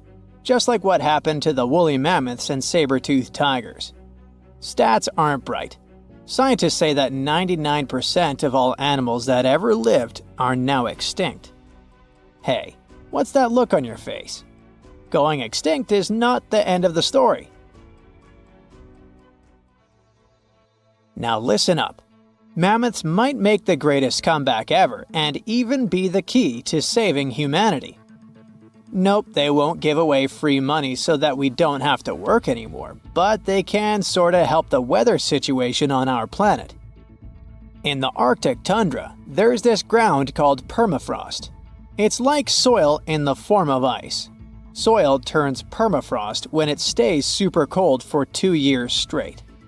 But now, permafrost is actively thawing out, and it's bad news for, well, everyone. Because while thawing, it releases a lot of carbon into the air. But what if we had large animals like mammoths there today? They would churn up the soil. The ground would freeze more deeply in winter. And then, in summer, a layer of grass would help keep the ground cool and prevent the permafrost from melting. Some scientists think that's a great solution. So now there's a company in the US that's trying to bring mammoths back to life. Okay, you got me. Not actual mammoths, but a sort of hybrid between an elephant and 1% mammoth DNA. It would be a northern elephant. Getting mammoth DNA is easier than you might think. They actually only went extinct about 10 to 14,000 years ago. Scientists are hoping to have their first elephant-mammoth hybrid by 2027. Let's hope it doesn't turn into a real-life Jurassic Park. Ah, Australia. A nightmarish place, and a home to the most fascinating creatures on Earth. But here, the sad fate befell the Tasmanian tiger, also known as thylacine. Don't mix it up with the Tasmanian devil. That one is living and thriving. Nope, the thylacine was a marsupial predator that used to chill in Australia, South Tasmania, and New Guinea. It was a nocturnal who preyed on other marsupials, like kangaroos. In the 30s, the farmers suddenly claimed that thylacines were eating their livestock. Looking back at it now, that was probably an exaggeration. But humans started to hunt poor thylacines until they were all gone. And then it turned out that hunting away the important predator isn't the brightest idea. Who would have thought? You see, thylacines kept things in check by eating bad animals. So once they disappeared, the Australian wildlife was basically doomed. 35% of total mammal extinctions on Earth happened here. That's an awful world record. I know it sounds gloomy, but hey, maybe we can fix this. Remember that company we mentioned? It wants to bring back the thylacine too. Luckily, many thylacine embryos are still preserved in jars, like some creepy pickles. If we bring them back to Tasmania, this could help revive the entire ecosystem. Would you be happy to see them back in the wild? Me too. And I would also be happy to see you hitting those like and subscribe buttons so you can keep up with amazing facts all year round. We also have some huge dreams about tiny creatures. Take a trip to Mount Hotham Ski Resort in Victoria, Australia, and here you can find the mountain pygmy possum, a tiny bundle of cuteness. These guys are super rare. We even thought that they were extinct.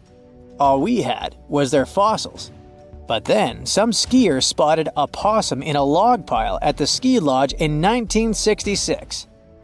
Imagine suddenly making a great discovery while chilling on vacation.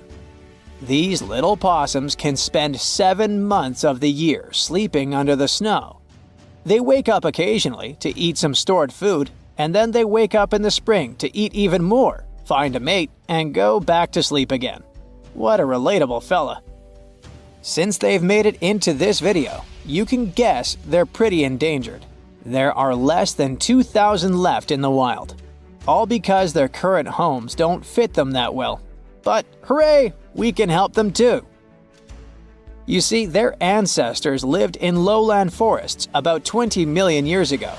So maybe mountain possums could live better if we moved them there? Of course, we can't just take them to the woods and expect them to survive. Instead, scientists want to slowly release possums into the forest and check up on how they get on with it. Let's hope these cute creatures will adapt to woodland life. The southern gastric brooding frog, also called the platypus frog, was quite a unique creature. It was discovered in 1972 in Queensland, Australia. Back then, this fella shocked the scientists with its super weird birthing practices. Check this out. The mother frog swallows her eggs, turning her stomach into the womb. Then she doesn't eat at all for 6 weeks straight. I could never. Meanwhile, the tadpoles hatch in her stomach, start to grow, and eventually get so big that the mom literally has to breathe through her skin. And then she literally spews out her offspring left and right. Bleh. But this insane process is a great evolutionary achievement, which is why it drew everyone's attention. But the wonder didn't last long. By the mid-80s, all known species of these frogs vanished from their natural habitats. Why? We have no idea. There are many theories, but almost no evidence to back them up. In any case, over the years, these guys officially became extinct. But it all changed in 2013. Scientists started a groundbreaking project named the Lazarus Project. Now they want to resurrect these frogs to learn cool cloning techniques from them. Are you guys ready to copy their genetic preservation method? Yeah, me neither. But let's dive deeper. Literally go in the water. Meet the coelacanth. This creature lived in the oceans back when the dinosaurs roamed our planet, and didn't even notice the asteroids. These guys are the Methuselahs of the sea. They can live up to 100 years, and they don't even start thinking about leaving offspring until they're around 55. At least they've got plenty of time to live for themselves. We actually thought this creature had gone extinct about 65 million years ago.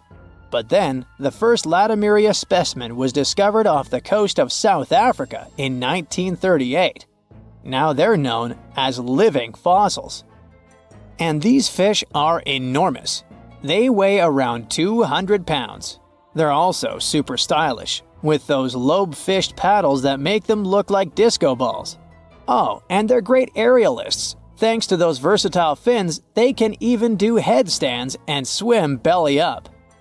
The coelacanth is also a bit of a homebody. It's not very energetic and likes to live in underwater caves during the day, only coming out at night to snack on smaller fish and squid. Another animal who's literally me. Now we're trying our best to preserve this species, and I won't be surprised if it outlives us all. And finally, let's talk about the largest and most awkwardly looking flightless bird from New Zealand, the South Island takahe. The tale of the takahe started way back in the Middle Ages. Humans accidentally hunted them all away, and by the late 19th century, it seemed there were none of them left. But then, they were rediscovered in New Zealand in 1948. Poor guys did all they could to hide from us in the mountains, but we still got them. But it's different now. Since then, we've been trying our best to save them from extinction. There's a takahe recovery program going on, and it shows great results. They managed to greatly boost the number of birds in the wild. As of 2023, the takahe population has grown to around 500 birds. They're now considered nationally vulnerable, not nationally critical. It's a little progress, but progress nonetheless. Let's keep it up. Now, you can't find living dinosaurs nowadays, which is a good thing, mostly, but you can still meet some creatures that might have gone to lunch with them. The frilled shark, for example, is a living fossil that comes from a family of sharks that have been around for about 80 million years. One of the coolest things about it is its long, eel-like body that can grow as long as 6 feet. It has 6 pairs of gills on its throat, which help the frilled shark breathe in the deep, cold ocean where there isn't much oxygen. The shark can move very quickly, like a snake, to catch its prey when it least expects it. Little frilled sharks take an exceptionally long time to grow, up to 3.5 years, which is one of the longest times for any animal with a backbone. The Chinese giant salamander is another living fossil that can tell you what was going on Earth around 170 million years ago. Now, when I say tell, I really mean it, as it can make sounds like hisses, whistles, and barks, and even a noise that sounds like a crying kid. The biggest Chinese salamander found so far weighed 130 pounds, as heavy as 2 Dalmatians, and was almost 6 feet long. Giant salamanders like to be alone. Hey, I want to be alone. And will chase away other salamanders from their space, except when it's time to start a family. During the day, they hide and sleep under rocks. They can make a special substance from their skin that keeps predators away. Now, gharials are reptiles that have been around for about 38 million years. They live in India and Nepal in slow-moving, muddy rivers. Sadly, there are very few gharials left in the wild, less than 100. These creatures can't control their body temperature, so they need to sunbathe to get warm or cool down in the water if they get too hot. Their eyes are close together and face forward, which helps them see in 3 dimensions and judge distances more accurately. Gharials also have a transparent third eyelid that protects their eyes when they're underwater. They have over 100 sharp teeth, but they can't chew their food. Instead, they use their strong jaws to grab prey and then, swallow it whole. The alligator gar is a fish that has a family history of more than 100 million years. It still has some cool features from ancient times, like being able to breathe both air and water. It also has a special spiral-shaped intestine, like a shark. The alligator gar is one of the biggest and heaviest fish in North America. Just like an alligator, it has a long body and snout, plus a row of sharp teeth. But instead of legs, the gar has fins to help it swim underwater. The tuatara isn't a lizard as you might think, and isn't a dinosaur either. This New Zealand resident is one of the most unique animals in the world. Scientists love studying tuataras because they can help us understand how today's lizards and snakes evolved. One of the coolest things about the tuatara is its third eye, called a parietal eye, on its head. It has its own lens, retina, and a nerve that connects it to the brain. Scientists think it might help the tuatara know when it's light or dark outside and absorb sunlight to make vitamin D or help them keep their body temperature exactly right. Tuataras can live an extraordinarily long time, up to 100 years. Cassowaries are the youngsters on our list, as they've been around for only 60 million years. They have some things in common with dinosaurs, like their 3-toed feet and how they breathe.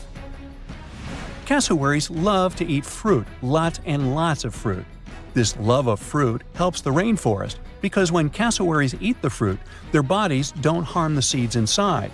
As they move around the forest, they spread these seeds, you can guess how, with their own natural fertilizer, helping new plants grow.